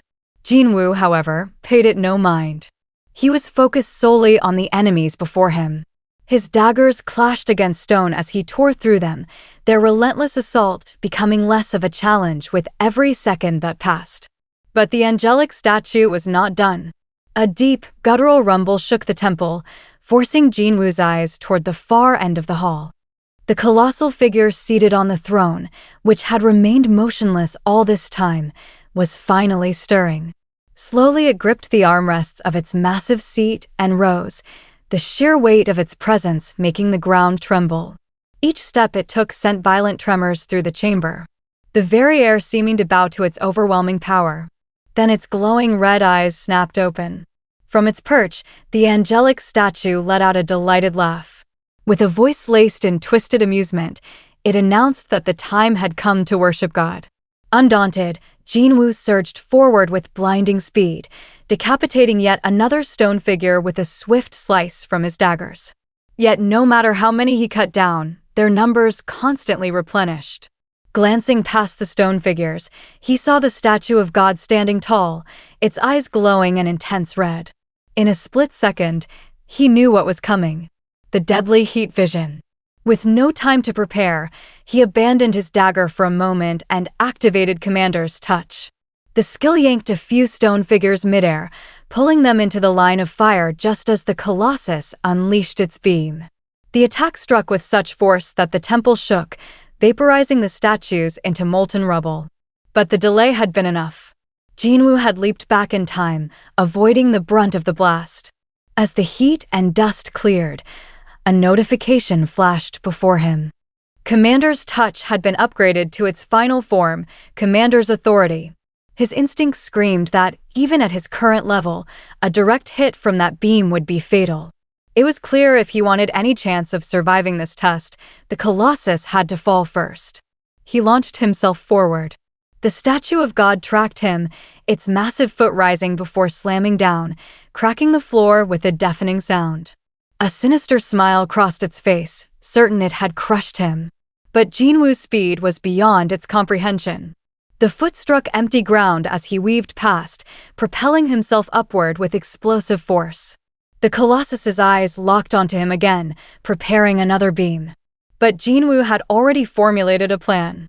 If he combined his speed with his newly upgraded skill, he could strike from its blind spot.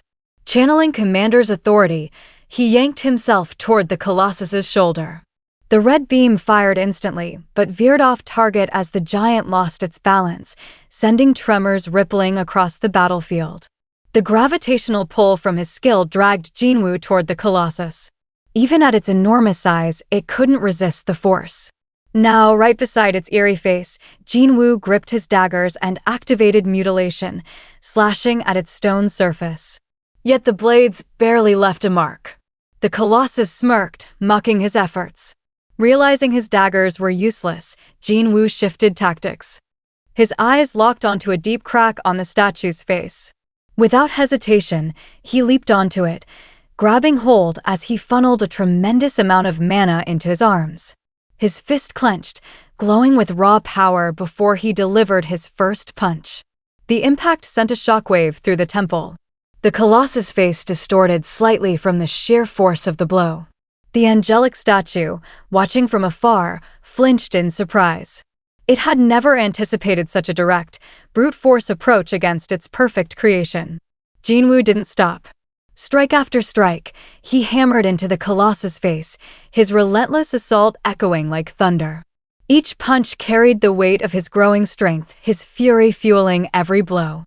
He was determined to show what the power of a level 101 hunter truly looked like.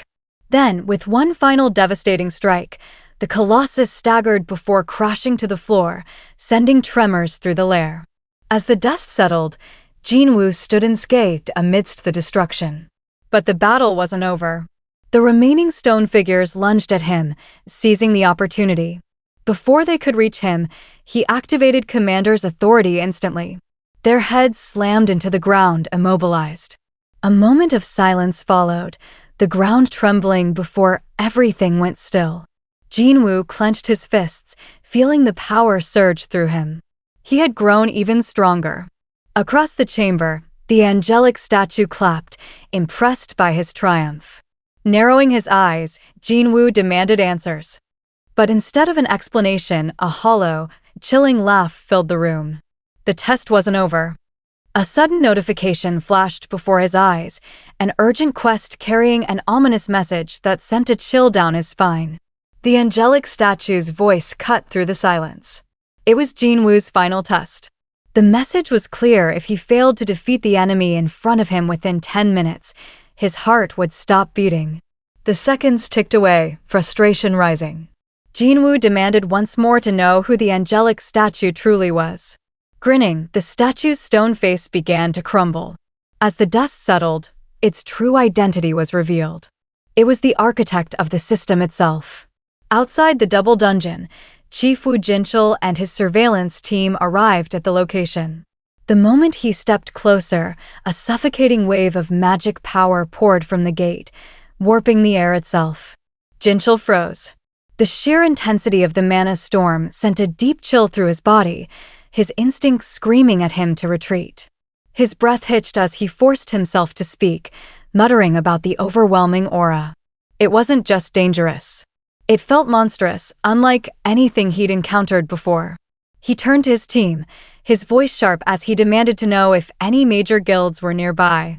A subordinate quickly confirmed that the Hunters Guild remained on standby, with both of their S-rank hunters ready to mobilize at a moment's notice. Jinchul didn't hesitate. Recognizing the scale of the threat, he barked an order to send an emergency request for cooperation. They needed reinforcements now. As the final test commenced, the architect stretched out his wings, morphing them into hands. Jinwoo watched closely, standing face to face with the orchestrator behind the system. The air between them crackled with tension, heavy with the anticipation of battle. A smirk crossed the architect's face before he lunged forward at blinding speed. Jinwoo barely registered the movement before crushing force struck him. He braced himself, but the impact sent him hurtling across the chamber, slamming into the stone wall with a sickening crunch. Blood trickled from his mouth as the architect wasted no time launching another strike. Jinwoo barely twisted away, the architect's fist missing him by mere inches. Jinwoo hardly had time to breathe before a relentless barrage of attacks rained down upon him. The sheer force of the blows shattered the floor while the architect grinned, reveling in the onslaught. Yet, even as the architect pressed his advantage, Jinwoo adapted.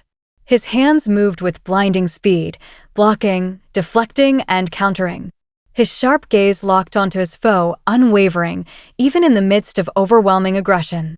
The architect's expression flickered with surprise. Jinwoo was exceeding expectations. Then suddenly, a brutal jab crashed into Jinwoo's jaw, snapping his head back. The architect prepared to follow up, convinced he had him on the ropes, but fiery determination ignited in Jinwoo's eyes. With all his strength, he countered with a devastating punch to the architect's face, blasting him backward.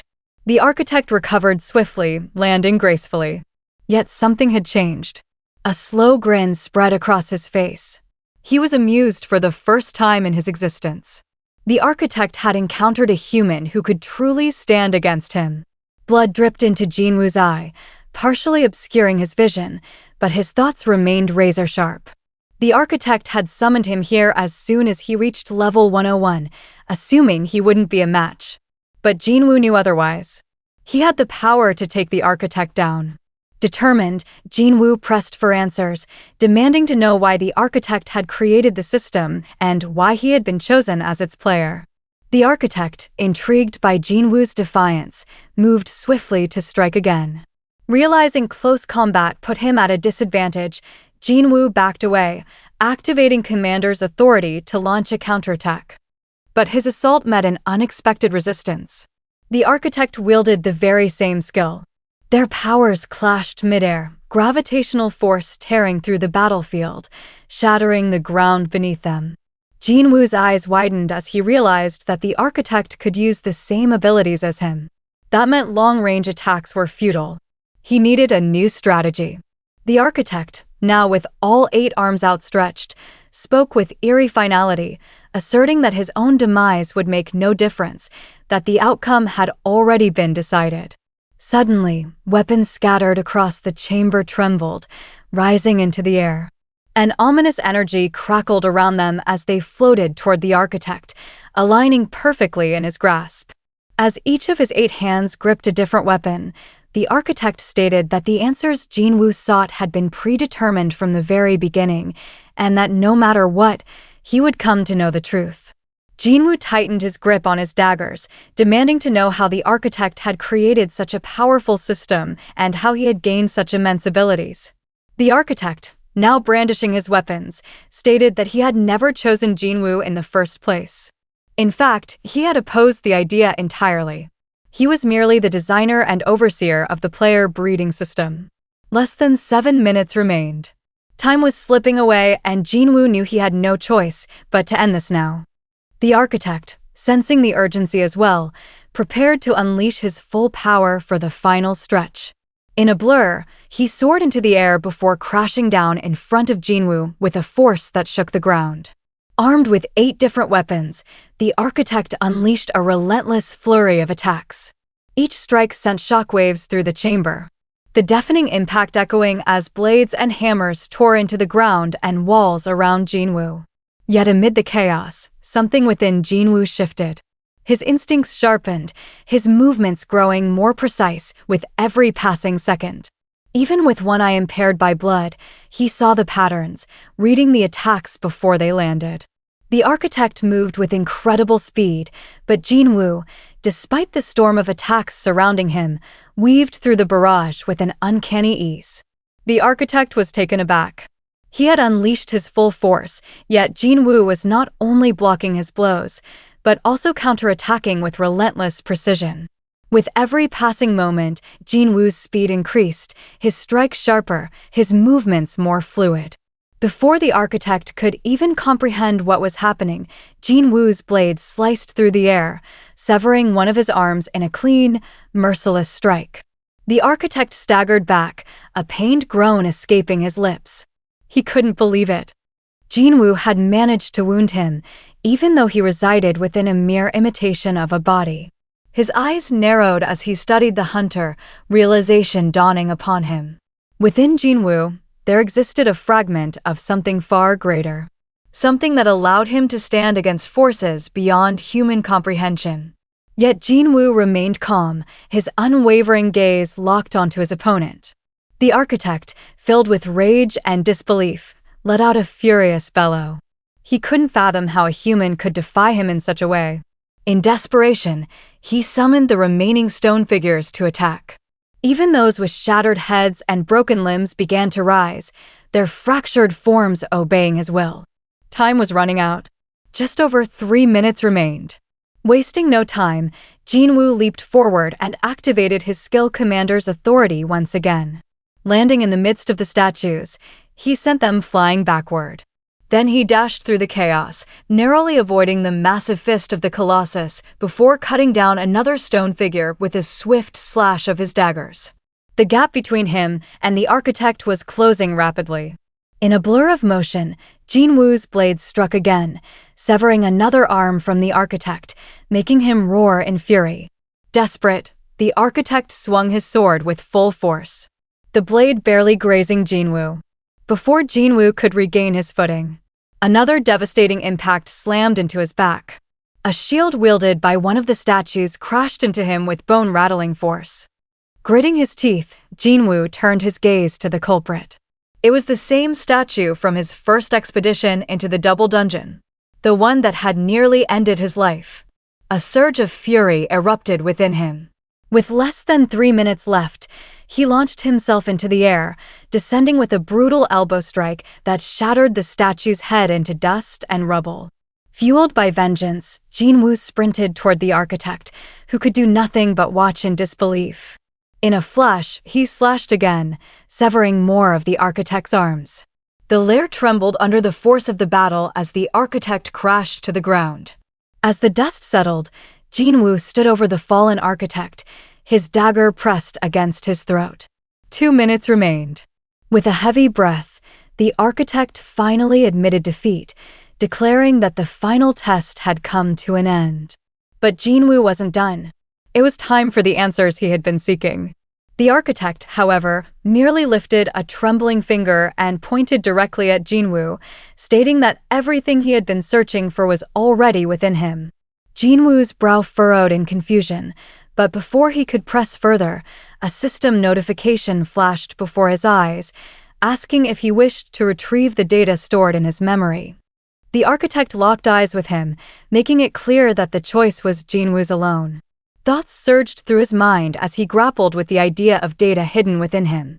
After a brief hesitation, he steeled himself and accepted the system's prompt. In an instant, radiant light erupted around him, engulfing him in its brilliance. The world around him twisted, and suddenly Jinwoo felt himself being hurled through an endless tunnel at an unfathomable speed, as if time and space had lost all meaning. The sensation was overwhelming yet familiar, like returning to a place he had long forgotten. Jinwoo gasped at the breathtaking spectacle before him. Beneath his feet stretched an endless army of monstrous creatures, their ranks so vast they seemed to extend beyond the horizon. Every species imaginable: high orcs, ice elves, goblins, giants stood shoulder to shoulder, their eyes locked onto something in the sky above. Following their gaze, Jinwoo lifted his head. Suspended, high above was an enormous jet-black gate, looming like a celestial void against the eerie purple sky. It exuded a menacing aura, as though sealing something terrifying beyond its threshold. Jinwoo's breath caught in his throat. This was not Earth. The realization hit him hard. If these creatures ever crossed into his world, humanity would be annihilated. Yet something told him the monsters weren't focused on Earth. They were preparing for something else. Then it happened. A deafening crack split the silence as fractures spread across the surface of the gate. With a final ear-shattering rupture, it burst open, revealing what lay beyond. From the void emerged legions of silver-armored warriors, their radiant wings unfurling as they flooded into the sky like divine retribution. If the monsters blanketed the earth, these celestial soldiers eclipsed the heavens, forming an endless tide of light and steel. It didn't take long for Jinwoo to grasp what was about to unfold. The silver-armored soldiers in the sky raised their majestic horns, and an earth-shaking blast echoed across the battlefield. What followed was a war of unimaginable scale and intensity. The two opposing forces, both radiating raw hostility, clashed just above the ground.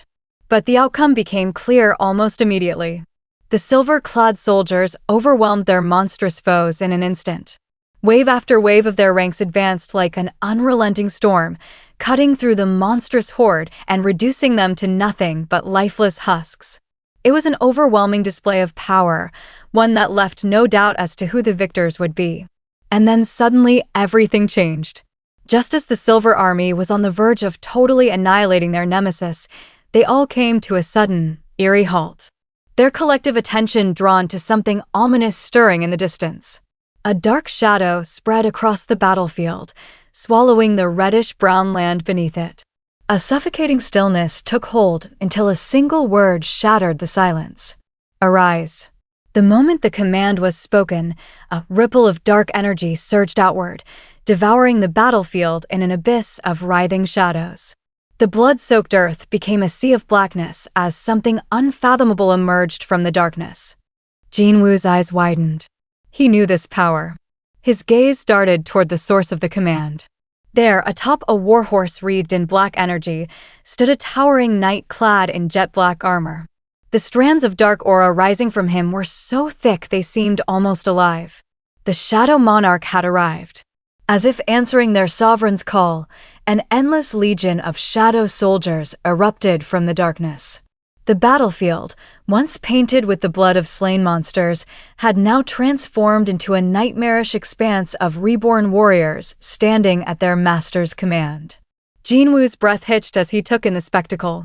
The sheer magnitude of the Shadow Monarch's power, his ability to summon an infinite army, left him awestruck. Compared to this force, even his own skills seemed insignificant. And then, with a flash of silver, the battle resumed. The silver-armored soldiers descended upon the shadow soldiers like lightning, clashing with newfound ferocity. But this time they did not cut through their enemies as effortlessly as before. The battlefield erupted into chaos once more. The two armies now evenly matched. Explosions ripped through the air. The ground cracked under the relentless force of battle, and the very atmosphere quivered under the weight of the war. What had once been a one-sided slaughter had transformed into an apocalyptic showdown, all because of the arrival of a single, all-powerful being. The flow of the war shifted instantly when the Shadow Monarch entered the fray. The battlefield, once dominated by the radiant silver-armored soldiers of the sky, now quaked under the force of a singular presence. The black horse carrying the monarch thundered forward, its hooves shattering the blood-stained ground beneath it. With each sweep of his sword, thousands of enemy troops fell, their bodies dissolving into darkness. A single flick of the monarch's hand sent the soldiers of the sky flying backward, their pristine wings fracturing like brittle glass as they plummeted back to the ground. Jinwoo, watching through the monarch's eyes, immediately recognized the technique. Commander's authority. It was a power he himself possessed. But never had he seen it wielded with such devastating efficiency. The Shadow Monarch carved a path of destruction, sweeping through the battlefield like an unrelenting storm. For the first time since the war began, the Silver Army faltered. Yet, just as the Shadow soldiers began to gain ground, an ominous wind howled across the battlefield. The monarch paused, turning his gaze away from the battle. Jinwoo, still bound to his vision, followed suit. In the distance, two colossal gates materialized, their sheer size rivaling those suspended in the sky. From their gaping maws, two armies poured forth. One composed of monstrous, beast-like creatures led by a wolf the size of a mountain, and the other of heavily armored knights, their banners bearing the insignias of the noble clans from the demon's castle. Among them, Jinwoo spotted the familiar crest of Essel's clan. The battlefield, already drenched in carnage, now teetered on the brink of further chaos. The new arrivals wasted no time, encircling the Shadow Monarch's forces. Jinwoo's confusion deepened. Why had the demons joined this fight? They had no stake in this war between the Silver Soldiers and the monstrous horde. What did they stand to gain? Before he could make sense of it, the demons and beasts charged. The Shadow Soldiers, unyielding as ever, fought back. But for every soldier they lost, the enemy's numbers seemed endless. Jinwoo's mind raced. Was the Shadow Monarch not on the same side as these creatures, or was this a betrayal from within? The battlefield descended into further ruin, the ground torn asunder by battle. The monarch, now without his mount, stood firm at the heart of the chaos. His dark armor gleamed under the eerie light as he finally reached his true opponent, a lone demon slumped against a jagged rock formation, breathless and battered. Though the demon's face remained obscured by its helmet, the Shadow Monarch's piercing gaze revealed his recognition. He demanded an answer, his voice cold, asking why he had been betrayed. Why, when they could have ended the war together, the demon had chosen this path. The demon trembled, but slowly lifted its head in a weak yet unwavering tone. It responded that it was a shame they couldn't end him instead. The monarch's expression hardened. His hand extended, dark energy surging forth as the demon was pulled toward him, his throat clenched in an unyielding grip. The metal of the demon's armor groaned under the pressure, but still he spoke even as his breath waned. His words did not falter. Then, with a final mocking laugh, the demon uttered something in a language long forgotten. The monarch's grip tightened, his thumb crushed into the demon's throat with a sickening crunch. That was precisely the moment when the Shadow Monarch's gaze locked with the demon's eyes glaring back from within the helm. Jinwoo, still witnessing through the monarch's perspective, recognized that seething rage. Startled by the realization, he let go of the demon's lifeless body, which crashed to the ground with a heavy thud. His gaze drifted to the fallen demon. Hesitantly, he stepped forward and removed the battered helmet. The metal clattered to the ground, revealing a face he had seen once before on the top floor of the demon's castle. It was Baron, the Demon King. Jinwoo's breath hitched. His mind reeled. But before he could fully process the revelation, another realization struck him like a thunderbolt. He looked down at himself, at the armor now clad over his form. It wasn't his own. From an unknown moment in time, he had taken control of the Shadow Monarch's body. His heartbeat quickened, each thud echoing louder than the last, pounding against his ribs like war drums. As his hand moved instinctively to his chest, his fingers trembled. There it was. Not one, but two hearts pulsing in perfect unison, their rhythm intensifying until it drowned out everything else. Then, as if drawn by an unseen force, his gaze lifted to the sky. Descending from above, their 6 wings spanning wide, were 4 celestial beings. Their divine forms shrouded in blinding light. Their presence loomed ominously over Jinwoo, casting a heavy weight on his shoulders. Then a soft chime echoed in his mind. The system's notification rang out, confirming that the playback of the retrieved data had come to an end. In the meantime, the elite hunters from the Hunters Guild and the Association, led by Choi Jong-in and Woo Jinchul, arrived at the entrance of the double dungeon gate. As they approached, a thick tension gripped the air. The overwhelming mana that surrounded the place was unlike anything they had encountered before. Among the group, Hunter Cha Haein observed the eerie surroundings, silently noting that the mana permeating the area didn't belong to Jinwoo. Her curiosity only grew as the team rushed past the massive doorway. Inside, what awaited them was beyond comprehension. Countless shattered stone statues lay strewn across the chamber floor. Their remains had piled into small hills. Jinchul's heart began to race wildly as he remembered the testimonies of survivors from the previous double dungeon incident. Everything they had described was real. The statue of God, the stone figures, all of it. As they took in the ruinous sight, a deep, booming voice echoed around them. The architect had risen. Tattered wings hung behind him, and only one of his arms remained. His glowing eyes swept across the intruders with disdain as he muttered menacingly that he hadn't invited any humans here. The hunters were stunned to hear a monster speaking their language, but the architect raised a finger to his lips and silenced them, warning them not to disturb the king's slumber. The mention of a king made the hunters glance toward the far corner of the room, where Jinwoo stood silently, almost as if in a deep sleep. He was frozen in place, unaware of his surroundings. Myung-chul recognized Jinwoo instantly from a distance, but before he could react further, a brutal attack struck him and 2 other hunters in half. Haeun's eyes widened in panic as she witnessed the shocking scene unfold. The architect stepped forward with a grin, declaring that these strong humans would make the perfect first offerings to the king. Fear swept through the group. In a desperate bid to save Myung-chul, the group's healers rushed in under Choi Jong-in's urgent orders, pouring all their power into reviving him while the wounded were dragged to safety. But something worse was coming.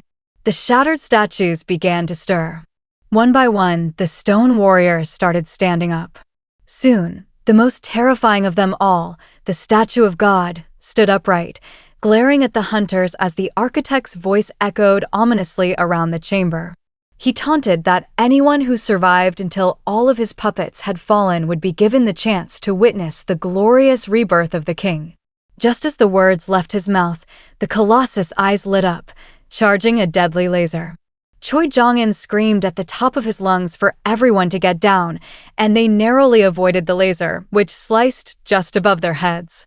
Then, skidding past the Colossus, Jong-in unleashed a powerful fire spell engulfing the towering stone figure in flames. The explosion rocked the chamber, momentarily distracting their enemies. Jinchul seized the moment and hurled himself forward, winding up a crushing punch. His gauntlet connected with one of the statues, delivering a thunderous impact. But the figure didn't even crack. It was tougher than anything he'd ever faced. Before he could react, a shockwave blasted him across the room. Jong-in screamed again, warning Jinchul that the statues were highly resistant to physical attacks and spells. Other guild members quickly confirmed this as their attacks had no effect. The statues remained completely unfazed. Quickly assessing the situation, Jong-in realized they were running out of options. His eyes locked onto Jinwoo, knowing their only hope lay in waking him. Taking a drastic measure, he fired a fireball directly at Jinwoo, hoping it might break whatever trance he was trapped in. But to his surprise, the architect suddenly stepped in front of the projectile and absorbed the explosion with his own body. Enraged that someone dared interrupt the king's slumber, the architect lunged at full speed toward Jong-in, aiming to strike him down. Before the attack could land, 3 hunters rushed past and intercepted the blow, blocking the architect's assault with sheer force. Seeing an opening, Jinchul urgently instructed Haein to wake Jinwoo, while the rest of the team handled the chaos. Understanding the gravity of the situation, Haein sprinted toward Jinwoo, who still stood motionless, caught in a deep and unbreakable sleep. But before she could reach him, the architect stepped into her path, blocking her way. Amused by Haein's determination, he taunted her to push beyond her limits, prompting her to launch into her most powerful skill, sword dance. The architect seemed delighted, easily blocking her flurry of attacks without breaking a sweat. Haein struggled to keep pace with his speed until a strike sliced through her arm, drawing a scream of pain. Unimpressed, the architect smirked and boasted about the system he built, one that could predict and respond to every possible outcome. He mocked the hunters, claiming none of them were capable of breaching his creations. He hadn't even finished his taunt when a fireball blasted across his face. Jong-in, exhausted but resolute, reminded everyone that their goal was to wake up Sung Jinwoo. Despite her injured arm, Haein launched forward again. The architect extended his arm trying to grab her, then swung his sword with devastating force. She narrowly dodged the strike, which slammed into the ground and left a deep scar. Impressed, the architect grinned until he suddenly flinched. He noticed a trace of a shadow soldier within Haein's shadow. Though it couldn't fully manifest due to the dungeon's rules, its presence was undeniable. Intrigued, he questioned her about the shadow's origin and her connection to Jinwoo. Gasping for breath, Haein declared she was Jinwoo's friend and had come to rescue him. The architect, amused by her determination, offered her a grim gift. She would witness the descent of one of the greatest monarchs, but only after every one of her companions lay dead. Before he could make good on his threat, a sudden voice cut through the chamber and a rock-solid punch from Jinwoo slammed squarely into the architect's face. Jinwoo had finally awakened from his slumber, demanding answers from the fallen architect. Looking down at him, Jinwoo, feeling a surge of unfamiliar power, raged as he asked what the architect had done to his body. Jinchul and Haein stood frozen in shock, while Jong-in exhaled in relief at seeing Jinwoo awake. Jinwoo's anger surged as he further stomped the architect into the ground. Howling in disbelief, the architect couldn't understand why Jinwoo was conscious instead of the king, or how he had awakened, despite the Black Heart's influence.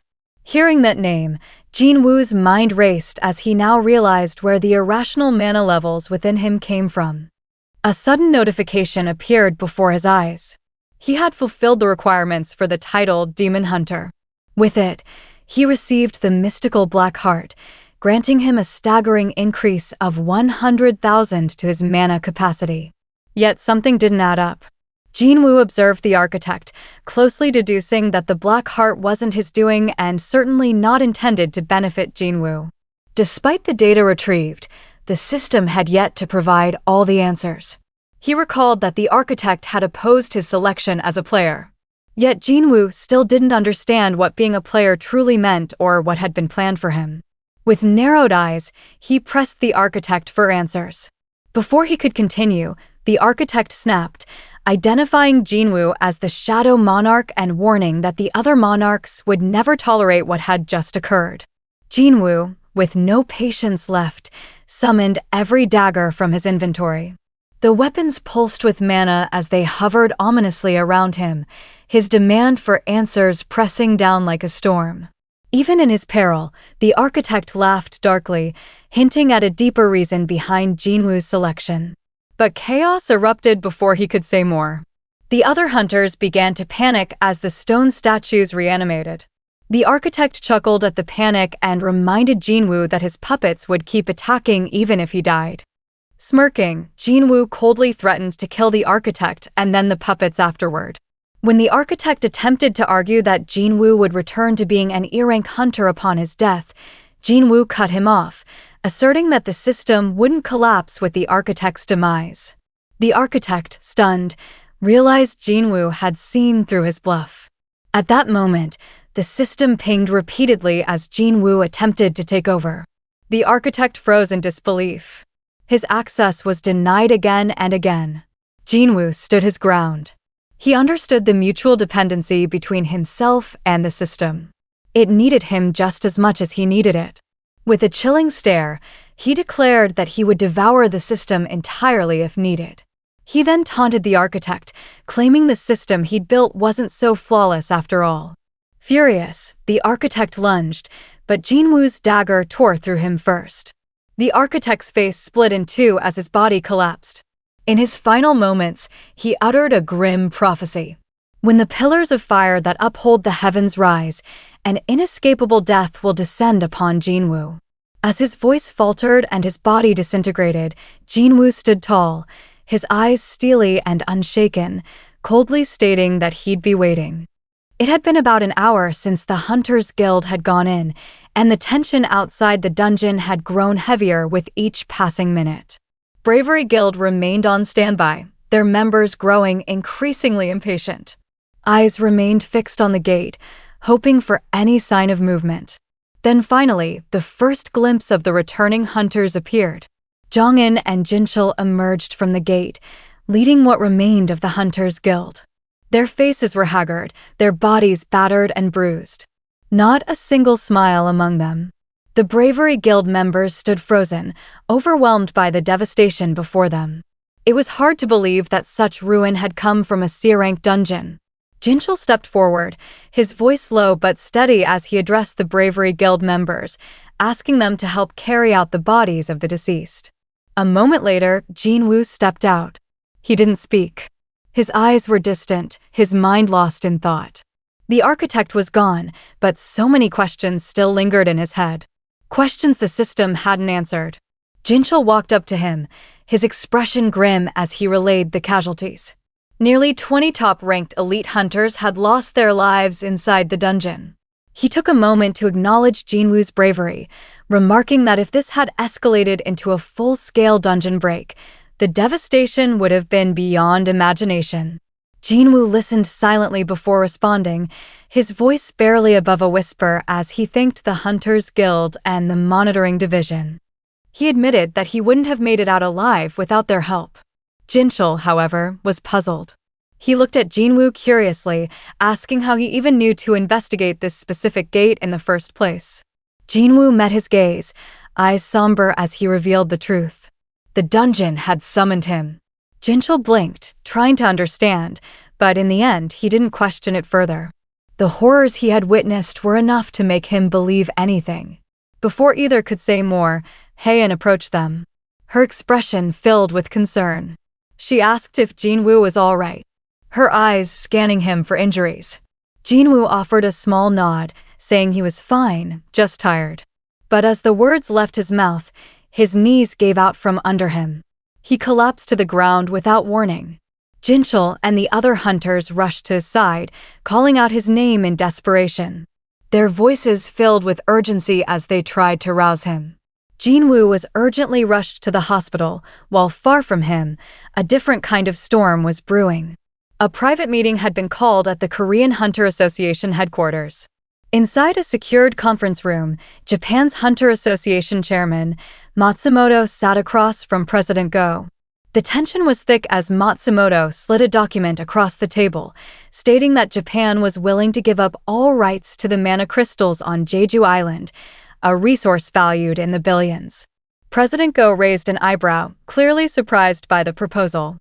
When he asked why Japan would surrender something so valuable, Matsumoto gave a measured nod and confessed they wanted to hire Jinwoo.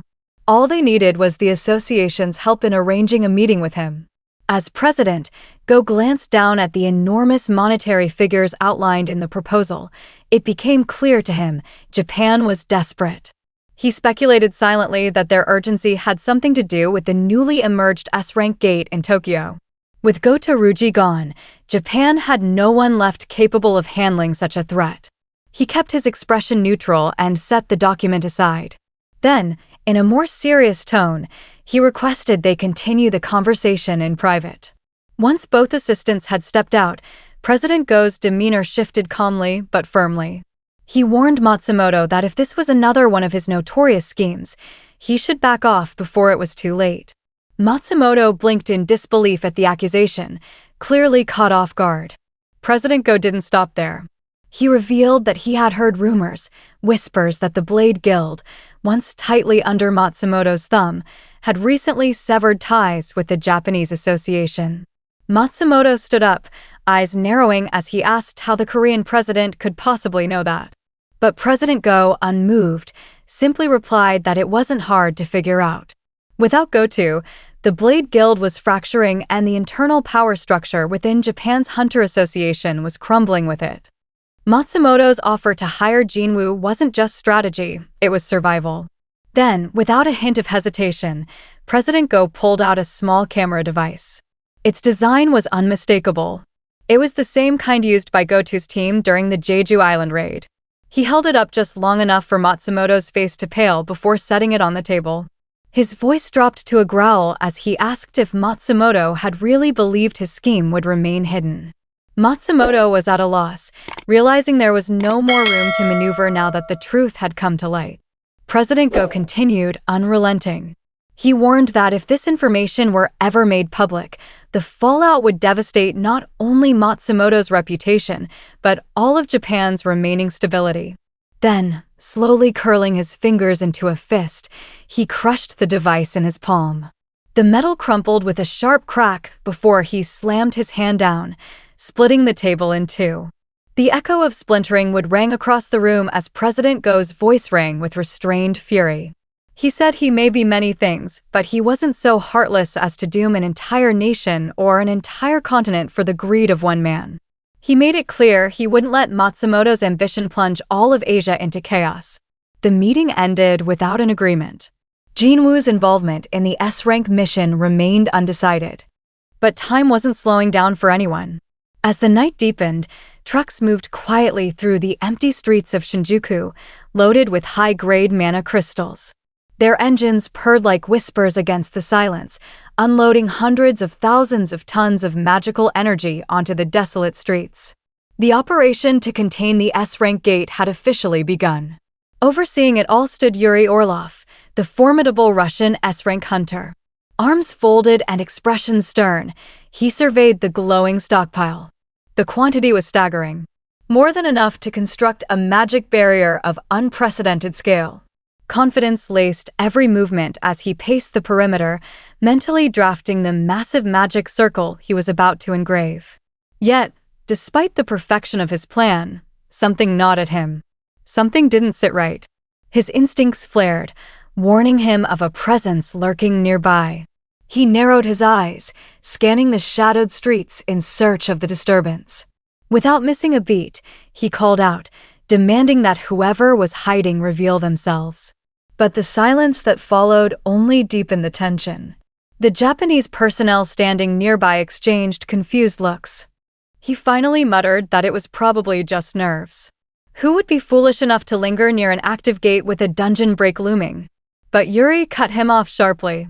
He clarified that he never said it was a person he sensed. What he felt was different. Something far beyond mere human presence. Something unnatural. And indeed, from atop a high-rise across the district, a hooded figure stood motionless. His gaze was locked on Yuri, eyes half hidden beneath the shadow of his hood. It was Sung Il-Hwan. He watched the preparations unfold, knowing full well that everything was falling into place just as it had been destined. The tragedy that had been set in motion was finally beginning to unfold. Back on the ground, the air around the gate had grown dense, humming with volatile energy.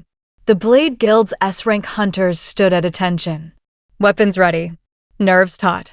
They were strong, but even they knew they were facing something far worse than anything they'd seen. Meanwhile, the man at the center of the mission, Yuri, brimmed with confidence. If everything followed his plan, he was certain he could handle the S-rank gate alone. He pictured himself going down in history as the hunter who cleared it single-handedly. Still, in the back of his mind, he acknowledged there was someone even more worthy of that recognition. Smirking, he brushed the thought aside and casually took a sip from his flask, asking how many S-rank hunters were currently on standby. The personnel informed him there were only 15 S-rank hunters on standby. Hardly the crowd Yuri had hoped for to witness the spectacle he was about to deliver. With mild curiosity, he asked whether the United States had dispatched any of their elite hunters to support Japan. But the response was clear.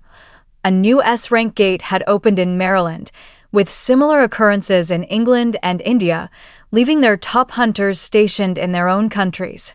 Just as their conversation continued, the personnel's expression shifted. His eyes widened in terror as he noticed something horrifying unfolding right in front of him. The dark barrier at the gate's entrance began to dissolve, cracking apart like shattered glass. An ominous silence fell over the area as hunters and military personnel turned their eyes toward the gate, only to freeze in place. What they saw defied their expectations. An unimaginable threat spilling into their world. A thunderous tremor rolled through the earth, followed by a heavy thump that shook the ground. And then came the monsters. They emerged one after another. These were no ordinary creatures. They were giants. The gate had opened. Jinwoo's eyes shot open as he jolted upright, his breath uneven and his mind racing. He looked around, disoriented, trying to make sense of where he was. The sterile white walls and the faint beeping beside him told him everything he needed to know. He was in a hospital. But how? He couldn't remember collapsing, let alone being brought here. The door creaked open and Jinho stepped in. Relief flooded his face the moment their eyes met. His voice trembled as he rushed over, eyes glassy with emotion. Jinwoo blinked at him, still groggy, still trying to piece it all together. Jinho sat beside him and told him the truth. It had been 3 whole days since Jinwoo had fallen unconscious. Shock hit him instantly. He hadn't realized how far he'd pushed himself. The constant dungeon raids, the non-stop pressure. He hadn't rested in days, maybe even weeks. It was no wonder his body finally gave out. But even more troubling was what lingered in his mind. The architect. The things he had shown him. The visions still burned behind his eyes, haunting and clear. Then it hit him. If he had been asleep for 3 days, then the S-rank gate in Shinjuku had already opened. He turned to Jinho, demanding an update. Jinho's expression dropped. He hesitated, then quietly began explaining what had happened. The moment the gate broke, monsters started pouring out. Monsters that were usually reserved as final bosses in A-rank dungeons. Only this time they weren't appearing one by one. They came in waves. And they were all giants. The hunters on standby were caught off guard. They weren't prepared for this. Fear gripped them as the first giants stomped through, each step shaking the earth beneath them. But in the middle of that chaos, Yuri Orlov stood calm, as if nothing fazed him. He took a sip from his flask, tossed it aside, and activated the magic circle he had prepared. With hundreds of thousands of tons of mana crystals surrounding the area, a massive barrier surged to life. A powerful wall of magic locked the gate, blocking the giants from advancing any further. The air vibrated as energy surged through the circle, forming a protective dome, invisible to the eye but impossible to pass. The giants didn't understand what they were up against. They charged, slamming their bodies into the barrier with brutal force, but it held strong, just as Yuri had planned. He watched them with a smug grin, confident in his magic, confident in himself. Nothing was getting through. But then everything changed. Something far bigger pushed through the gate. A giant, so massive it dwarfed the rest, emerged from the shadows. It brushed aside the other giants and stood tall in front of the magic circle. Yuri's grin faded as he looked up at the towering figure. His instincts screamed at him to run, but his body didn't move. The colossal creature pulled out a sword that looked more like a slab of steel, raised it, and in one devastating swing, shattered the barrier for a split second. Yuri stood frozen, unable to comprehend what had just happened. The impenetrable wall he had created was gone, and he was exposed. Before he could react, another giant's massive hand shot toward him. In a flash, it grabbed him. Yuri opened his mouth to scream, but no sound came. The behemoth raised him into the air, opened its jaws, and swallowed him whole. Just like that, Yuri Orlov was gone. And with him, the only line of defense around the gate. The giants, now unchecked, stormed into the city, their roars echoing through the streets of Tokyo. The raid had failed. As Jinho finished, silence settled over the room. Jinwoo stared ahead deep in thought. The weight of the situation pressed down on him. This failure wasn't the end, but merely the beginning of a much greater storm looming on the horizon. Elsewhere inside the Ahjin Guild, the atmosphere was heavy. Yu Myung-han sat slouched at his desk, eyes closed, head in his hands. He stirred slowly, still groggy, unsure of how long he'd been out. Secretary Kim, who had been waiting quietly nearby, stepped forward and informed him he'd been asleep for nearly 24 hours. They were minutes away from sending him to the hospital, just as he had instructed. But now that he was awake, there were two urgent matters waiting for him. The first stopped him cold.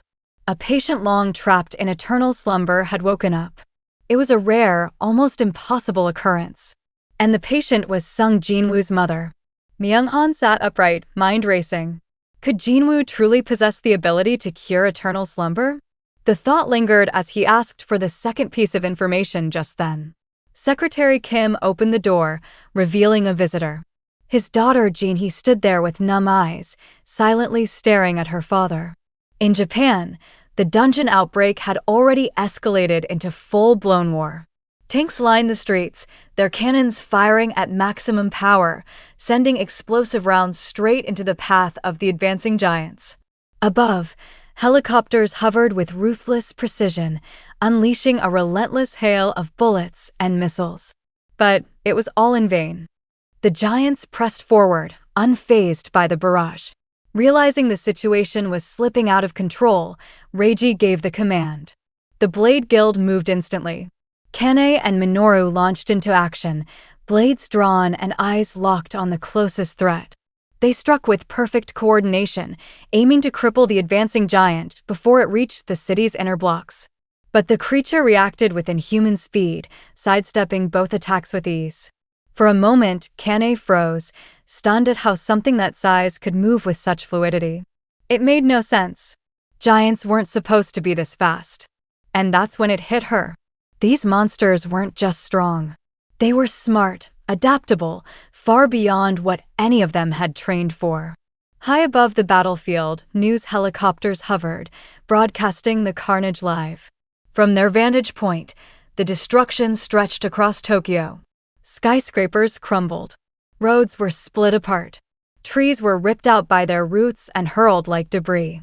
The giants moved with purpose, as if erasing anything man made from the land. The camera zoomed in on one particular figure near the gate, the largest giant of them all. Unlike the others, it didn't rampage through the city. It just stood there, still and watchful, as though guarding the gate itself. Whether it was waiting for something or someone, no one knew. One of the cameramen, I pressed to the viewfinder, whispered his own observation. Despite its sheer size and slow, deliberate movements, the giant looked empty. Like it wasn't truly alive. The way it moved was too mechanical, too calculated, as if following orders it couldn't disobey. The destruction continued with no end in sight. Flames devoured buildings. Smoke choked the sky. In 2 days, only 2 of the 30 giants had been taken down, and the damage was already catastrophic. The reporters in the sky began to ask the question everyone else was thinking. How much longer could they last? Far from the front lines, Jinwoo sat in his apartment, silently watching the news unfold on the television. News anchors called the situation apocalyptic. The footage spoke for itself. Screams, explosions, collapsing towers. The fall of Tokyo unfolding in real time. He leaned forward, eyes narrowing. It reminded him of Jeju Island. The same helplessness, the same slow collapse. But this time it was spreading. If left unchecked, all of Asia could fall. And Jinwoo knew he couldn't wait any longer. Lost in thought, Jinwoo was pulled back to reality by a quiet voice. Turning around, he saw his sister Jinah standing in the doorway with her head lowered. She didn't say much, but the worry in her voice was clear as she pleaded with him not to go. He blinked, surprised. It wasn't like her to speak up like this.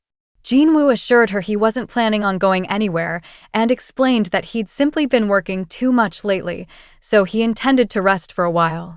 He stepped forward and gently tapped her on the head, telling her not to worry before he walked past her, leaving the room in silence.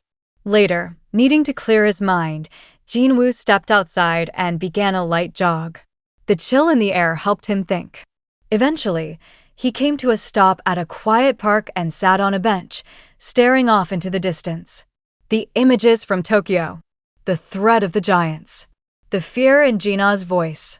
It all swirled in his head. Wanting to check on Jinah, he summoned Baru, her overseer. As his strongest summon materialized before him, Jinwoo casually asked if he'd been watching dramas again instead of keeping an eye on her. Embarrassed, Baru quickly assured him that nothing unusual had happened. Even so, Jinwoo couldn't shake the feeling in his chest. Something about Jinah's reaction felt different this time. She had never tried to stop him before, not even once, except during his first raid 4 years ago. He wondered if the orc attack on her school had left a deeper scar than he'd realized. The thought lingered, weighing heavily on his mind as he tried to decide what to do next. As Jinwoo walked toward his office, he heard the sound of a car approaching from behind. A black vehicle came to a gentle stop beside him. A representative from the Ahjin Guild had arrived to pick him up. Without much conversation, he was quietly escorted to Myunghan's office for what seemed to be a private meeting. Jinwoo, curious about the sudden meeting, asked what business Myunghan had with him. The man introduced himself first, his tone direct and formal, before sliding a check across the table toward Jinwoo. It wasn't a bribe or an attempt to buy loyalty, he clarified. It was merely a gesture of sincerity. Jinwoo narrowed his eyes. This wasn't about guild recruitment or some corporate ploy. Whatever this was, it was personal. He asked Myunghan what exactly he wanted, and after a long moment of hesitation, the old man finally spoke. He suffered from the same illness that had once trapped Jinwoo's mother. Eternal slumber. The words hit Jinwoo like a jolt. Eternal slumber wasn't something casually mentioned. He wondered immediately if Jinho knew, but Myunghan, already anticipating the question, explained that barely anyone was aware. Jinwoo was only the fourth person to know. As realization set in, Myunghan's tone grew heavier. He clasped his hands tightly and confessed that during his desperate search for a cure, he had found only one case where someone had fully recovered. That person, of course, had been Jinwoo's mother, and that, he believed, was no coincidence. He wasn't asking for pity or favors. What he wanted from Jinwoo was the truth. Whatever it was that had brought his mother back. And if Jinwoo could offer even the smallest help, Myunghan swore he would never forget it. Jinwoo sat silently for a while, the weight of the request settling in. Then, with a quiet breath, he pushed the check back and offered a calm apology. He didn't believe there was anything he could do. A flicker of desperation cracked through Myunghan's composed expression as he asked again, this time more softly, how his mother had been cured. Jinwoo didn't answer right away. His gaze shifted away as he spoke, saying that if he truly possessed such a secret and intended to use it for gain, he would have already made a move. The fact that he hadn't should speak for itself. That answer left no room for debate. Myunghan nodded weakly. A man defeated not by rejection but by helplessness. Jinwoo stood, his decision made, and walked toward the elevator. Once inside, he exhaled deeply, the tension finally leaving his shoulders. Despite everything, even knowing that Myunghan was Jinho's father, he couldn't bring himself to trust the man. He didn't know what kind of person he truly was, or whether the illness was even real. What he did know was that the holy water of life couldn't be wasted. Not when its power was so rare, so finite. Whatever came next, he'd need to choose its use carefully. The next day, Jinwoo arrived at the Ahjin Guild office, only to be met with Jinho's wide-eyed shock.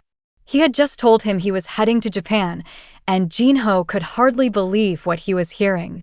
His voice trembled as he tried to process it. This wasn't like Jeju Island. What was happening in Japan now was on a completely different scale. But Jinwoo, ever composed, simply said that if they could prevent the disaster, the Ahjin Guild's name would be known across the globe. Jinho, after a moment of silence, straightened his back and declared that if Jinwoo was going to Japan, then he would be going too. The sudden change caught Jinwoo off guard. He asked what he meant by that, genuinely surprised. Jinho didn't raise his voice. He reached into his bag and pulled out a bundle of old newspaper clippings and printed headlines, each highlighting Jinwoo's feats and accomplishments.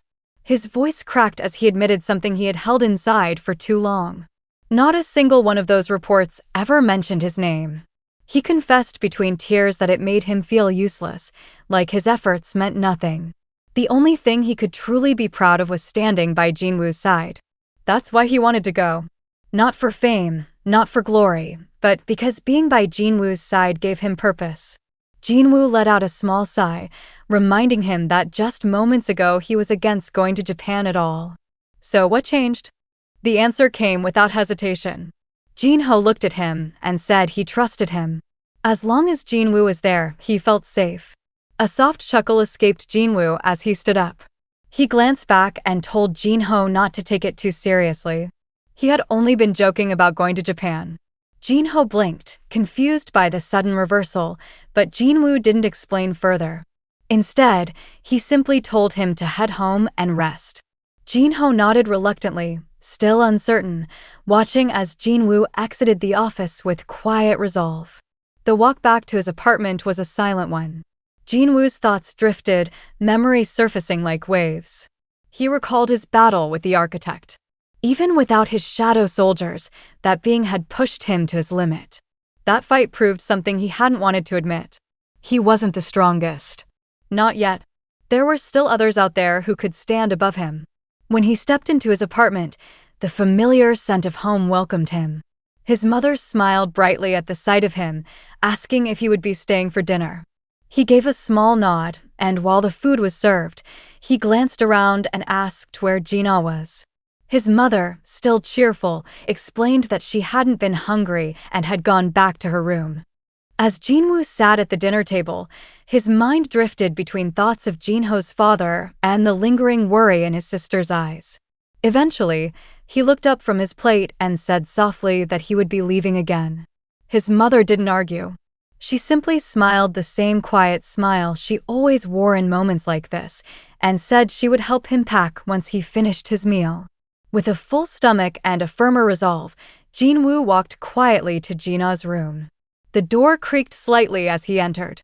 His sister lay on her bed, restless, even in her sleep. Her body shifting beneath the blanket as if her dreams, too, were weighed down by worry. He sat beside her without a word, taking a moment before gently placing a comforting hand on hers. He told her in a calm voice that he had faced death countless times, and every single time he came back alive. He thanked her for caring, for worrying, and promised that this time would be no different. Though her eyes remained closed, Jinah's lips trembled. Her voice barely a whisper cracked as she said he would have gone regardless. Jinwoo didn't deny it. He simply looked at her with warmth and summoned his shadow ants. As the towering figures appeared behind him, he reassured her that no matter where he went, no matter how far, she would never be left unguarded. The following day, Chairman Go stood before a sea of reporters, his expression solemn. The atmosphere was tense. Cameras already rolling, pens poised, eyes locked on the man at the center of the storm. He stepped up to the microphone, clearing his throat before delivering the words everyone had been waiting for. Hunter Sung Jinwoo, he announced, would be officially joining the S-rank gate mission in Japan. A wave of murmurs swept through the crowd just as Jinwoo appeared beside him. The sound of camera shutters intensified, rapid and relentless, as reporters surged forward for a clearer shot. He stepped forward and shook Chairman Go's hand, sealing his commitment with quiet finality. Later, at the airport, Jinwoo and Jinho arrived together, shoulders squared, expressions sharp. Determination radiated from both of them. The crowd that had gathered quickly took notice, and once again the flashes began, each click trying to capture the moment before they stepped into uncertainty. Representing the Ahjin Guild, the two stood side by side, ready to cross the sea into chaos. Whatever waited for them in Japan, they had already made their choice. News of Jinwoo's decision to join the mission in Japan spread fast, even across the ocean.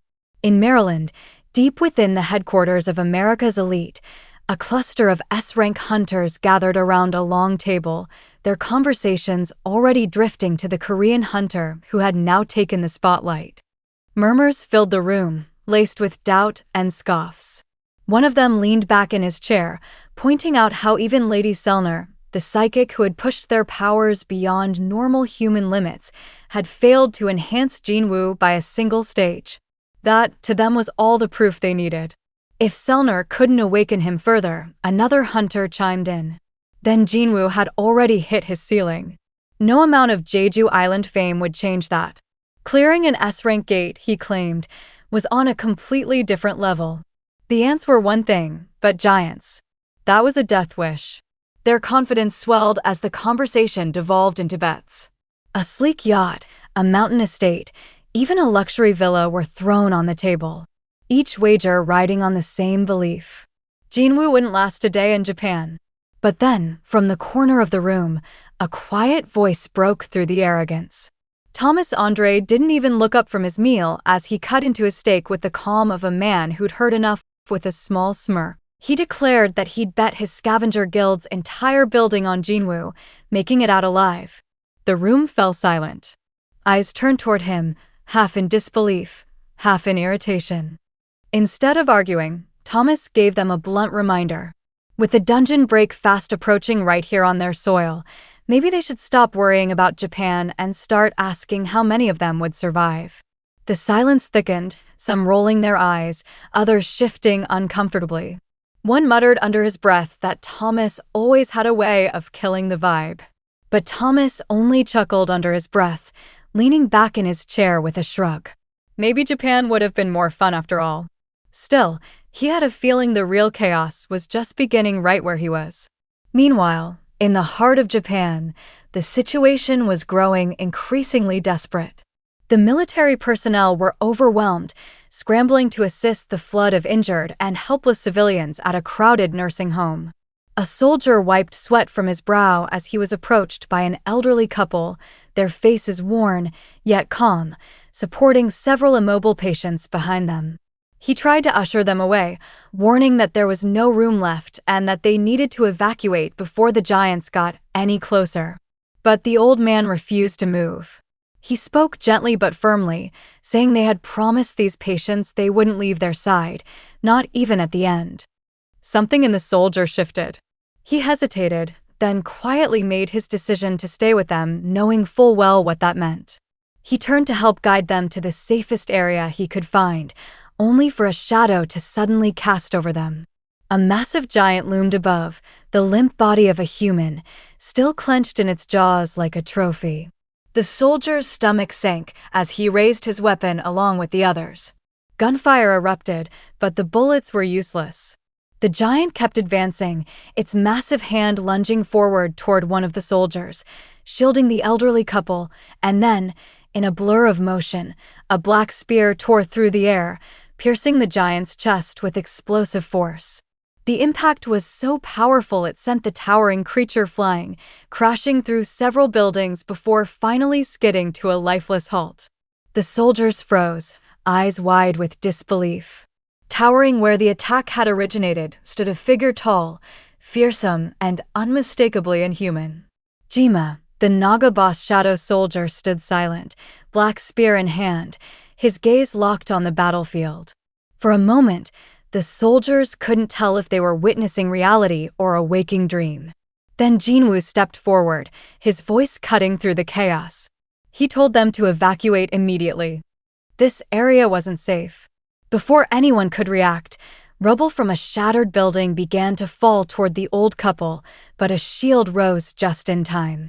Jinho, breath steady and stance firm, had thrown himself into the path, intercepting the debris. He called out to Jinwoo, his voice unwavering as he declared he would stay behind to assist with the evacuations. Jinwoo gave a slight nod, acknowledging Jinho's determination.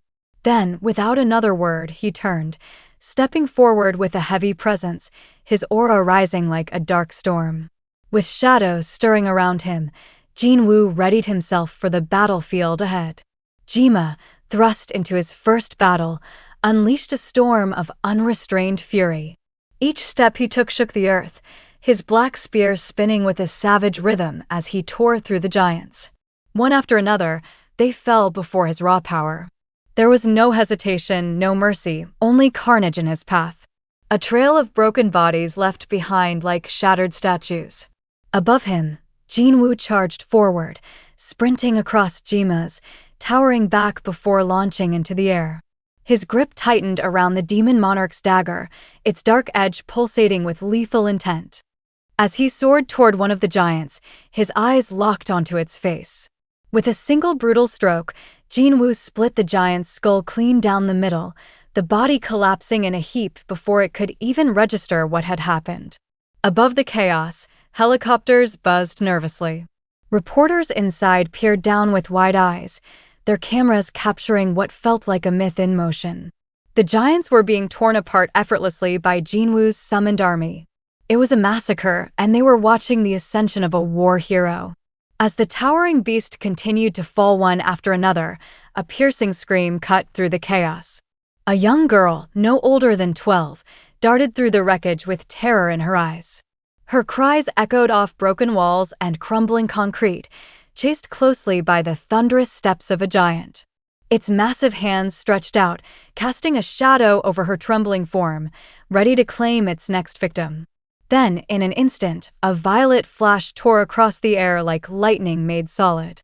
The giant's wrist exploded with sparks and blood as a blade carved through it mid-reach. The monster reeled back, howling in pain, its severed hand crashing to the ground. From the smoke, Igris emerged, his long red plume flickering like flame, his demon monarch's sword humming with residual energy.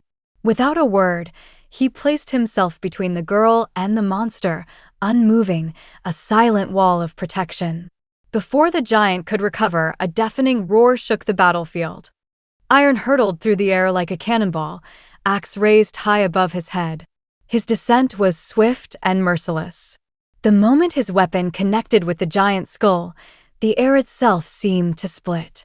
The impact sent a powerful gust rippling outward, flattening debris and dust in its wake as the giant collapsed in a heap, its eyes already lifeless.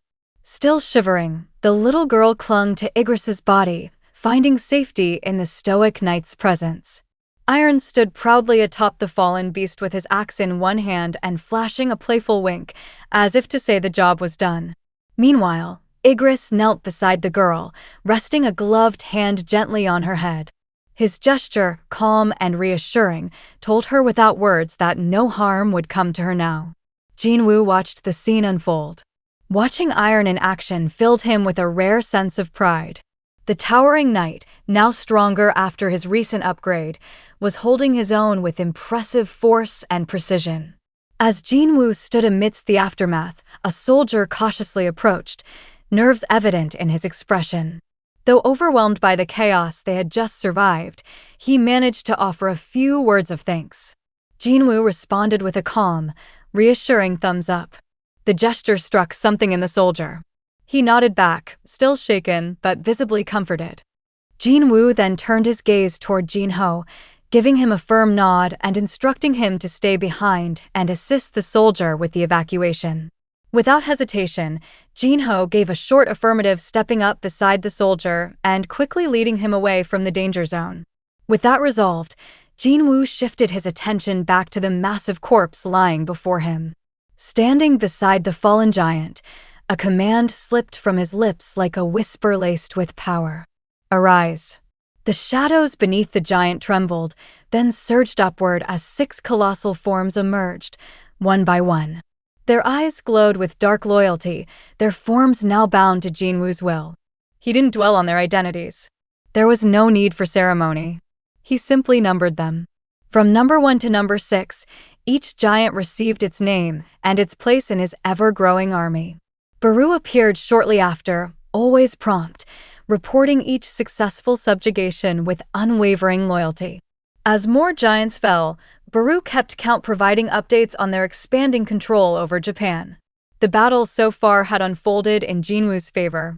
His army of shadows scattered across cities worked with tireless efficiency. This war of attrition favored him completely.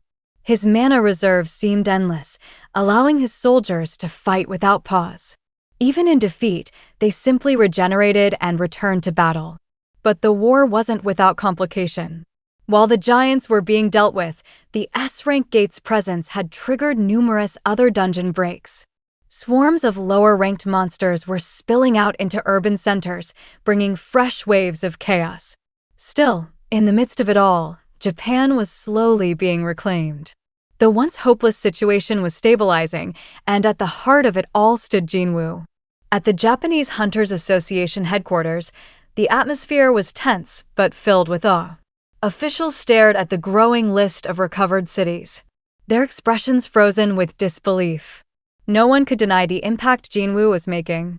For Chairman Matsumoto, the shock ran deeper than most. He stood in silence, mind reeling back to their first meeting. He remembered clearly how he had rushed to greet Jinwoo at the airport, desperate to salvage what little control they had left. Without hesitation, he had asked the Korean hunter to focus solely on defending Osaka, explaining that the giants were closing in and that they would request support from other nations in the meantime. He hadn't expected resistance. He had expected compliance, at the very least cooperation. But Jinwoo had refused. Calmly, bluntly, and without any intention of compromise. The officials present at the time had been stunned, left speechless by his defiance. Now watching the impossible unfold city by city, Matsumoto finally understood. Jinwoo hadn't come to defend. From the very beginning, he had come to wipe them all out alone. Days had slipped by like a slow-burning fuse.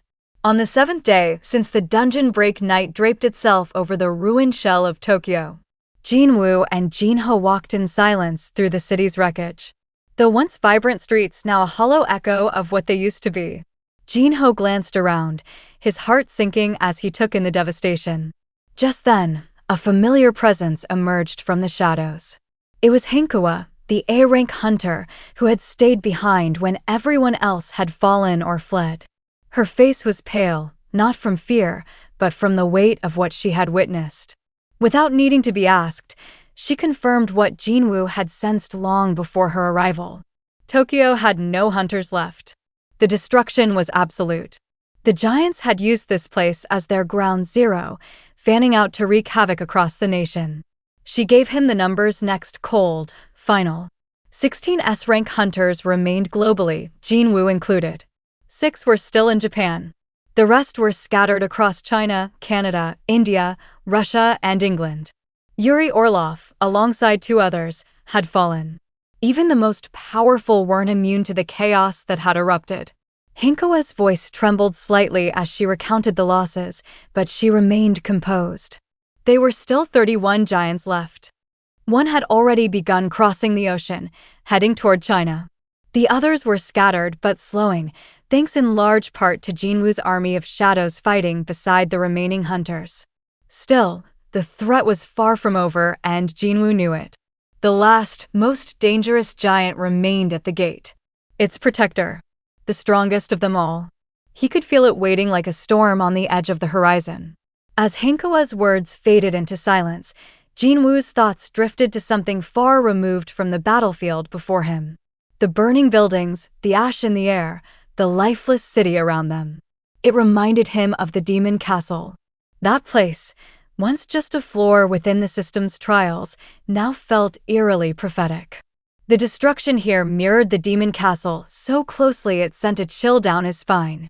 He wondered if the system's architect had truly died back then who was carrying out this vision now? Or was it already set in motion long before? Perhaps that castle had been more than just a challenge. It had been a glimpse into a possible future. Jinwoo clenched his fist. He had overcome that place. Once, trained in its fire, bled within its walls. And now, that strength would be put to the ultimate test. If what he saw was a warning, then this right now was the chance to rewrite that fate. The final battle loomed ahead, and Jinwoo was ready. With a calm, unwavering confidence, Jinwoo signaled that it was time to move. Hinkawa hesitated for a moment, uncertain, noting that the other hunters hadn't arrived yet. But Jinwoo, calm and composed, assured her they were already here. That's when the sound began. A low rhythmic thud echoing across the shattered cityscape. The ground trembled faintly as one by one dark silhouettes emerged from the fog. They climbed atop broken rooftops, stood silently upon ruined ledges, and filled the street corners like shadows cast by a god. Then behind Jinwoo, his most trusted summons, Tusk, Iron, and Igris, stepped out of the shadows. Hinkawa could only watch, frozen in awe, as the sheer magnitude of their power unfolded before her eyes. Jinwoo's shadow soldiers had arrived. Their presence alone shifted the air, but the sight didn't end there. The rest of Jinwoo's army flowed in hundreds of shadow soldiers, spreading like ink through the city, filling every space. Their forms rippled with black energy, glowing eyes locked on their king. And then, in a perfectly timed motion, they all dropped to one knee. An entire army of shadows pledging themselves in total, unwavering loyalty. But the moment wasn't complete. Not yet. From the sky, a streak of dark lightning flashed downward.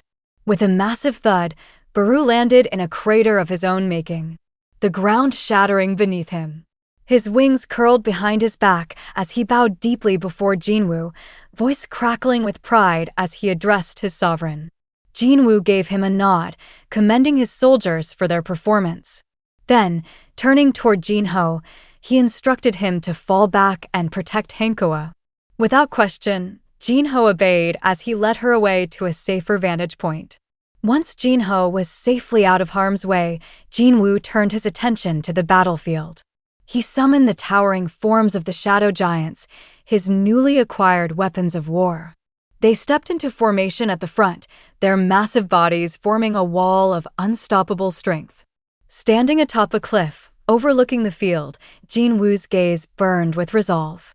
His army, a blend of loyal summons and fallen enemies, stood ready below. Raising his hand, he pointed ahead and with a single word unleashed them. Baru flung his head back and let out a thunderous screech that tore through the city's ruins like a war cry. The shadow army roared in response, charging forward as one. The earth trembled beneath their charge like a black tide. They surged across the wasteland and into the domain of the final guardian. Dust whipped into the air. Buildings trembled in their foundations, and the oppressive atmosphere grew heavier with each step closer to the gate's protector. But as they breached the heart of the city, everything shifted. There it stood, the final giant, unmoved by the spectacle before it. Surrounded by a sea of shadows, the creature remained eerily calm. It didn't flinch. It didn't even adjust its stance. Then, in a blink, it vanished. The giant reappeared midair like a phantom, its sword already in motion. And then destruction. With one swing, half of Jinwoo's front line was obliterated. Shadows burst into smoke as the enormous blade tore through them like paper, cleaving the battlefield apart. Without pause, the giant landed, its sword raised again, cutting a direct path through Jinwoo's ranks. The shockwave alone flattened nearby buildings. Jinwoo narrowed his eyes. He wasn't shaken easily, but even he had to admit the giant was on another level. Its swordplay was precise, fast, and devastating. Its aura pulsed like a living storm. Magic power so dense it warped the air around it. He wondered how a being so monstrous could even exist. The sheer presence of it gnawed at his mind. But Jinwoo understood. There were only two choices: turn away or destroy it. And he had never been one to turn away. Tusk, now towering in his full battle form, stepped forward and faced the monstrosity. Wasting no time, he drew in a deep breath and unleashed a massive pillar of flame. The searing blast would have incinerated any ordinary magic beast, but the giant wasn't like the others. With a calm motion, it raised its massive palm, blocking the fire effortlessly, untouched and unmoved. A shadow giant leapt in from the side, but the titan pivoted effortlessly and bisected it with a single, brutal sweep of its sword. Smoke filled the air as more shadows were crushed beneath its heel. Ant soldiers scrambled to overwhelm it, but they were trampled like insects. Baru, enraged by the giant's rampage, prepared to charge, but Jinwoo raised a hand, stopping him. It wasn't time yet. Baru stepped back reluctantly, taking position beside Igris, both poised for battle yet holding back, waiting for the signal. Their eagerness was clear, but Jinwoo had a plan. He'd anticipated this challenge. The giant's strength and defense were overwhelming, but Jinwoo wasn't without strategy. He had more than enough mana, but knew he had to be patient. His army was immortal and perfect for probing the enemy's weakness. The giant continued its assault, crushing shadow soldiers beneath its feet, slamming its fists into the ground with terrifying force. Yet even as they fell, the shadows rose again, relentless. Jinwoo observed from a distance, eyes narrowed, mana draining steadily with each resurrection. Then something caught his eye. The giant's body was cloaked in powerful magic, a constant barrier that gave it confidence, even arrogance. It didn't defend. Not until one moment. Just once it raised its arm to block an incoming attack. That told Jinwoo everything he needed. Without wasting a second, he summoned his flying Mount Kaisel. With a single powerful flap, Kaisel rose into the air. Jinwoo leapt onto his back, calling out to Baru and Igris. Baru unfurled his wings while Igris silently climbed aboard behind Jinwoo. With both Baru and Igris on board, Kaisel let out a piercing cry and launched into the sky. His wings flapped powerfully, slicing through the air as they ascended, soaring straight toward the giant's head. Though surrounded by 1,000 shadow soldiers, the giant's sharp eyes caught sight of the approaching threat. Its gaze shifted, locking onto Kaisel with immediate awareness. Igris was the first to strike. His demon monarch sword flashed violet, sending a streak of lightning toward the giant's forehead, but the massive creature reacted swiftly, tilting its head just enough to evade. Igris didn't falter. He followed with another powerful swing, faster and more precise, but the giant dodged again, moving with unreal speed for its size. From Kaisel's back, Jinwoo observed every movement, analyzing the giant's reaction. Igris kept up the pressure, unleashing strike after strike, forcing the creature on the defensive. Finally, the giant swung its enormous sword upward, aiming to swat them out of the sky. But in perfect sync, Jinwoo and Igris leapt from Kaisel's back just before impact, narrowly avoiding the blade. Jinwoo's eyes sharpened. He had seen what he needed. He'd found the weak spot. Igris launched another burst of lightning from above, blinding and loud. The crackling energy struck the giant's upper face, disorienting it just long enough. Jinwoo surged forward like a bolt, his dagger drawn. With one swift, vicious motion, he carved across the giant's eye. A guttural roar shook the battlefield as the beast recoiled in pain. Then came Baru, diving in with claws bared. He slammed into the giant, tearing deep into its flesh and forcing its defenses to crumble. The onslaught didn't let up. Jinwoo, now locked in, activated Ruler's authority and rocketed toward the giant's face. Below, Hinkua watched in awe. This wasn't a battle anymore. It was war between monsters. Lightning from Igris continued to rain down, staggering the giant. Jinwoo seized the moment. He summoned more daggers and activated mutilation.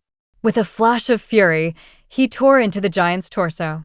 One dagger sliced its eye further, fluid erupted, spraying across the air, while the others ripped into muscle and bone.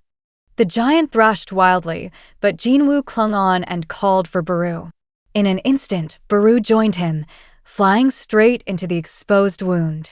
Together they assaulted the creature's face, Jinwoo tearing through tissue while Baru shredded flesh without pause. Blood sprayed, bone cracked. The giant let out one final scream, then collapsed. Its towering form crashed to the ground with a thunderous boom. Right after, a system notification flashed before Jinwoo. The enemy had been defeated. A series of notifications followed, and with them came the familiar message: he had leveled up. Jinwoo noted it calmly, aware that the enemy had been defeated. Jinho, breathless and brimming with excitement, rushed over, calling out to Jinwoo with his usual enthusiasm, clearly in awe of how decisively the giant boss had been taken down. But Jinwoo remained composed. Something felt off. The system hadn't acknowledged the dungeon's completion, and there was no confirmation of the dungeon boss being defeated. He immediately sensed that the raid wasn't over. Attempting shadow extraction on the fallen giant yielded no result. And that was when he realized something was wrong. While he was contemplating these unexpected developments, a sudden surge of mana erupted from the S-rank gate. Jinwoo's eyes widened in shock as they landed on the giant's corpse. The massive creature had released an overwhelming amount of magic energy upon death, creating a blast that wiped out everything nearby. Jinwoo's senses sharpened as he recognized the chaotic surge of energy. It was a magic storm. His first instinct was to check on Jinho. He spun around, tense but relaxed when he saw Jinho safely protected in Igris's arms, unharmed by the blast.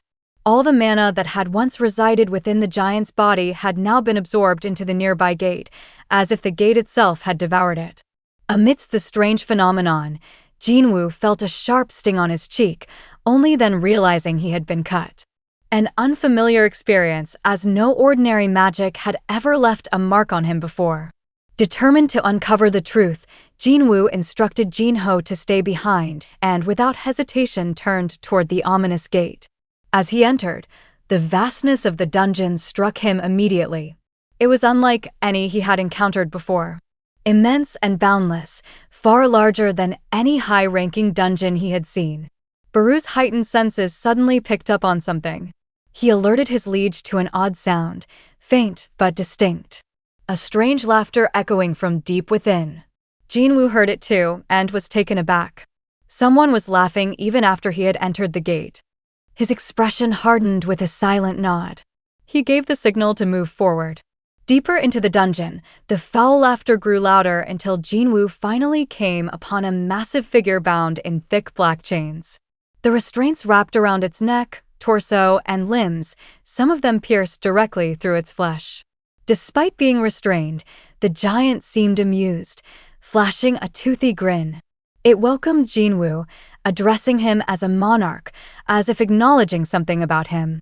Jinwoo stepped forward, understanding this was the true boss of the dungeon. The giant demanded to be freed, claiming he had information about the rulers and needed to speak with the monarchs. But as he studied Jinwoo closer, his tone shifted. The amusement drained from his face, replaced by confusion and anger.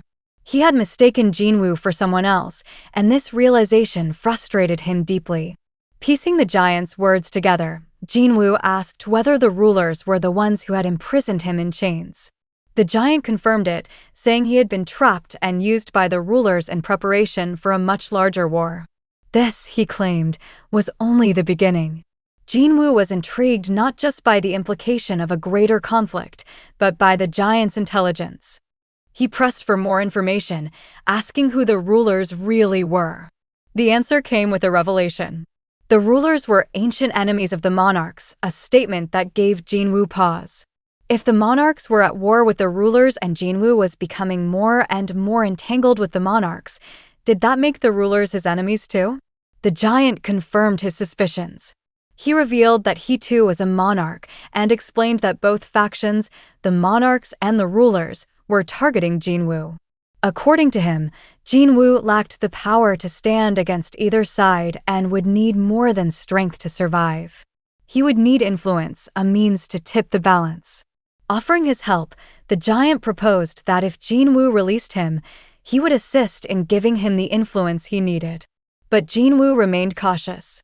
The idea of a monster offering help to a human was absurd to him. Hard to trust. Yet the giant, unbothered, promised to prove his intentions. Suddenly, the giant began to chant. His lips moved at an unnaturally rapid pace, words spilling out like a distorted recording as he muttered in an ancient, unfamiliar tongue. The strange cadence set Jinwoo on edge, and without hesitation he summoned his daggers, prepared for a surprise attack. But the giant showed no intent to strike. He simply continued the incantation with eerie composure. A familiar chime echoed in Jinwoo's ears as the system interface appeared before him. The message identified the being in front of him as Legia, King of Giants and Monarch of the Beginning. It explained that Legia had activated an ancient spell known as the Oath of Faith, a binding pact that would prevent both parties from speaking any falsehood once accepted. The message ended with a prompt asking Jinwoo whether he wished to accept the Oath of Faith. After a brief moment of reflection, Jinwoo made his decision and accepted the oath. Another system chime echoed, confirming the pact had been sealed with the Oath of Faith, now active. Both Jinwoo and Legia were bound. Neither could speak a lie until the oath was mutually revoked. The rules were in effect. Legia, now bound by truth, repeated his earlier offer. If Jinwoo freed him, he would lend his strength in the battles ahead. Curious to test the oath's influence, Jinwoo tried to express trust, but the moment he did, his throat tightened and no words came out. The King of Giants laughed heartily, clearly entertained by Jinwoo's reaction. He reminded him that the Oath of Faith was working exactly as intended. No falsehoods could slip past. Realizing the full weight of the pact, Jinwoo asked directly why Legia could speak so fluently, so unlike the other creatures that had emerged from the gates. The King of Giants appeared confused by the question, prompting Jinwoo to clarify he was referring to the monsters from the dungeons. The ones that never spoke with reason. Legia's tone grew more serious. He explained that Jinwoo had made a flawed comparison. The Monarchs were not like those monsters. They ruled over them. The beings Jinwoo had encountered were the residents of chaos, stragglers, prisoners warped by centuries of servitude.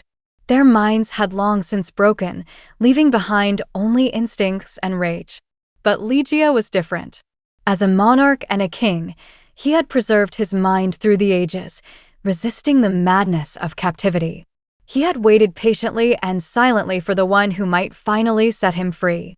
Shifting gears, Jinwoo pressed for more information. This time about the silver-armored winged soldiers. Were they with the rulers? Legia confirmed it. Those beings were indeed part of the ruler's army. When Jinwoo asked why the rulers were sending such creatures along with demons to Earth, Legia calmly reminded him he had already revealed the answer. The rulers were preparing for war. Earth was to be their battlefield, a stage set for the inevitable clash between monarch and rulers. Jinwoo still couldn't grasp how sending monsters to Earth would turn it into a battlefield, until the King of Giants explained that the ruler's plan was simply to flood the human world with magic energy, transforming it into an arena brimming with mana. Jinwoo was taken aback, trying to process the weight of those words. If the monsters that emerged from the gates were considered disasters, then the magical energy they brought with them had been seen as a blessing by many. Not just hunters, but civilians too believed that mana crystals and gems were priceless resources. These objects had become the world's most vital energy source.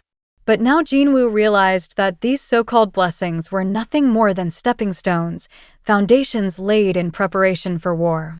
The King of Giants continued, revealing that the best way to plant magic in a mana-deprived world was through the blood of those who already carried it.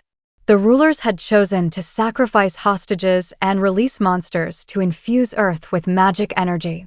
The more blood spilled, the thicker the mana concentration became. Magic was strengthening the world not to protect it, but to make sure it didn't collapse under the weight of the war to come. According to the King of Giants, the rulers were preparing the world to survive the conflict, not avoid it. Still piecing everything together, Jinwoo asked what kind of war Legia meant. The King of Giants explained that it would be a rematch between the monarchs and the rulers, and Earth was the battleground. Hell was coming, and it would arrive sooner than anyone expected. There wasn't much time left. Neither side would sit idle now that Jinwoo had made contact. In fact, the rulers might already be on the move. Jinwoo couldn't shake the feeling that both sides were focused on him, targeting him. He asked why it felt like everyone was after him. And then came the truth. The power within Jinwoo wasn't truly his. Legia explained that the original owner of that power had betrayed the rulers by transferring it to Jinwoo. That single act had painted a target on his back, marking him an enemy of both monarchs and rulers alike. Yet, amid all the tension, the King of Giants made a vow. He promised to stand by Jinwoo's side and fight alongside him. All he asked in return was to be freed from his chains. Jinwoo, eyes sharp, considered the offer. He asked if Ligia truly wished to help. Wouldn't it be easier to become one of his shadow soldiers? The King of Giants flinched at the suggestion, visibly shaken. In that moment, he saw the shadow of the true monarch flicker behind Jinwoo's human form. Ligia then explained why it was impossible. Monarchs and rulers existed in astral form, spiritual bodies. And when an astral body was destroyed, it vanished entirely, leaving nothing behind that could be reanimated or turned into a shadow. That was why he couldn't become one of Jinwoo's soldiers. Jinwoo listened, understanding, yet something still didn't feel right. A piece of the puzzle was missing.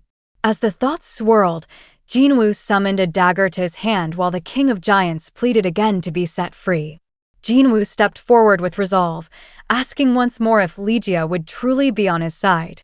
The King of Giants nodded solemnly, and Jinwoo began cutting through the chains. One by one, the shackles fell away as Ligia remained composed. Then, as Jinwoo moved to break another chain, he paused, his gaze fierce, and asked whether Ligia would also stand on the side of humanity. This time, Ligia remained silent. Jinwoo didn't need an answer. The oath of faith made lying impossible. And that silence spoke volumes. His eyes shifted to the back of Ligia's neck where cold, glinting magic stone was embedded. That stone was the key. It bound him to the ruler's will. As long as it remained, Ligia was still under their control, still a threat to humanity. Without warning, murderous intent erupted from the King of Giants as he swung his newly freed arm at Jinwoo. Realizing the danger, Ligia decided Jinwoo could no longer be allowed to live. But Jinwoo moved first, ducking low beneath the attack, then driving his dagger upward deep into Ligia's chest. Up close, Jinwoo muttered coldly to Ligia that he would have been a calamity, but the King of Giants responded with a twisted grin, claiming that the true calamity wasn't him. It was Jinwoo. With his mind made up, Jinwoo struck again and again, dodging desperate counterattacks as he buried his blades deeper. After several brutal blows, the King of Giants finally went still, blood gushing from his mouth. Even in death's grip, Ligia's last words came as a venomous curse. He warned that as the war between humans and the residents of Chaos escalated, Earth would become a battlefield, and he hoped everything Jinwoo loved would burn to ashes. But Jinwoo's gaze remained cold, unwavering. Without hesitation, he swung his dagger one final time, slicing through the giant's neck in a single, decisive motion. The sound of steel slicing air echoed through the dungeon as the King of Giants was beheaded. A system notification immediately followed, confirming the defeat of the dungeon boss, Ligia, one of the 9 original monarchs. Jinwoo had gained an immense amount of experience points. As the system struggled to tally it, he looked down at the magic stone in his hand, taken from Ligia's body. Though he'd hoped for a new shadow soldier, he decided the stone would be enough. A souvenir from this brutal encounter. From Ligia's body came a final surge of powerful energy before his form disintegrated into dust. In the aftermath, a familiar chime sounded.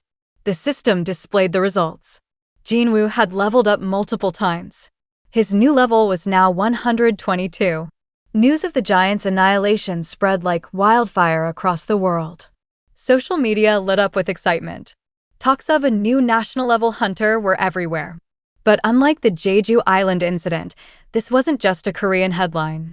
Recognition poured in from all corners of the globe. One giant had managed to escape overseas, but it didn't get far. China's Liu Jigang took it down before it could cause any real damage. In Japan, a different storm was brewing.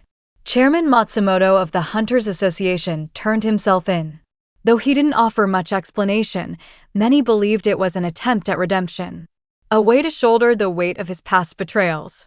But even as the news made waves, speculation over his true motives continued to stir. Jinwoo, meanwhile, stepped out of the gate, far removed from the world's noise. He walked in silence, his mind lingering on the choice he'd made. Killing the King of Giants had been necessary. Letting Lee Jia roam free would have been a disaster waiting to happen. He didn't regret it, but the weight of that decision still lingered. More than ever, he knew he had to grow stronger.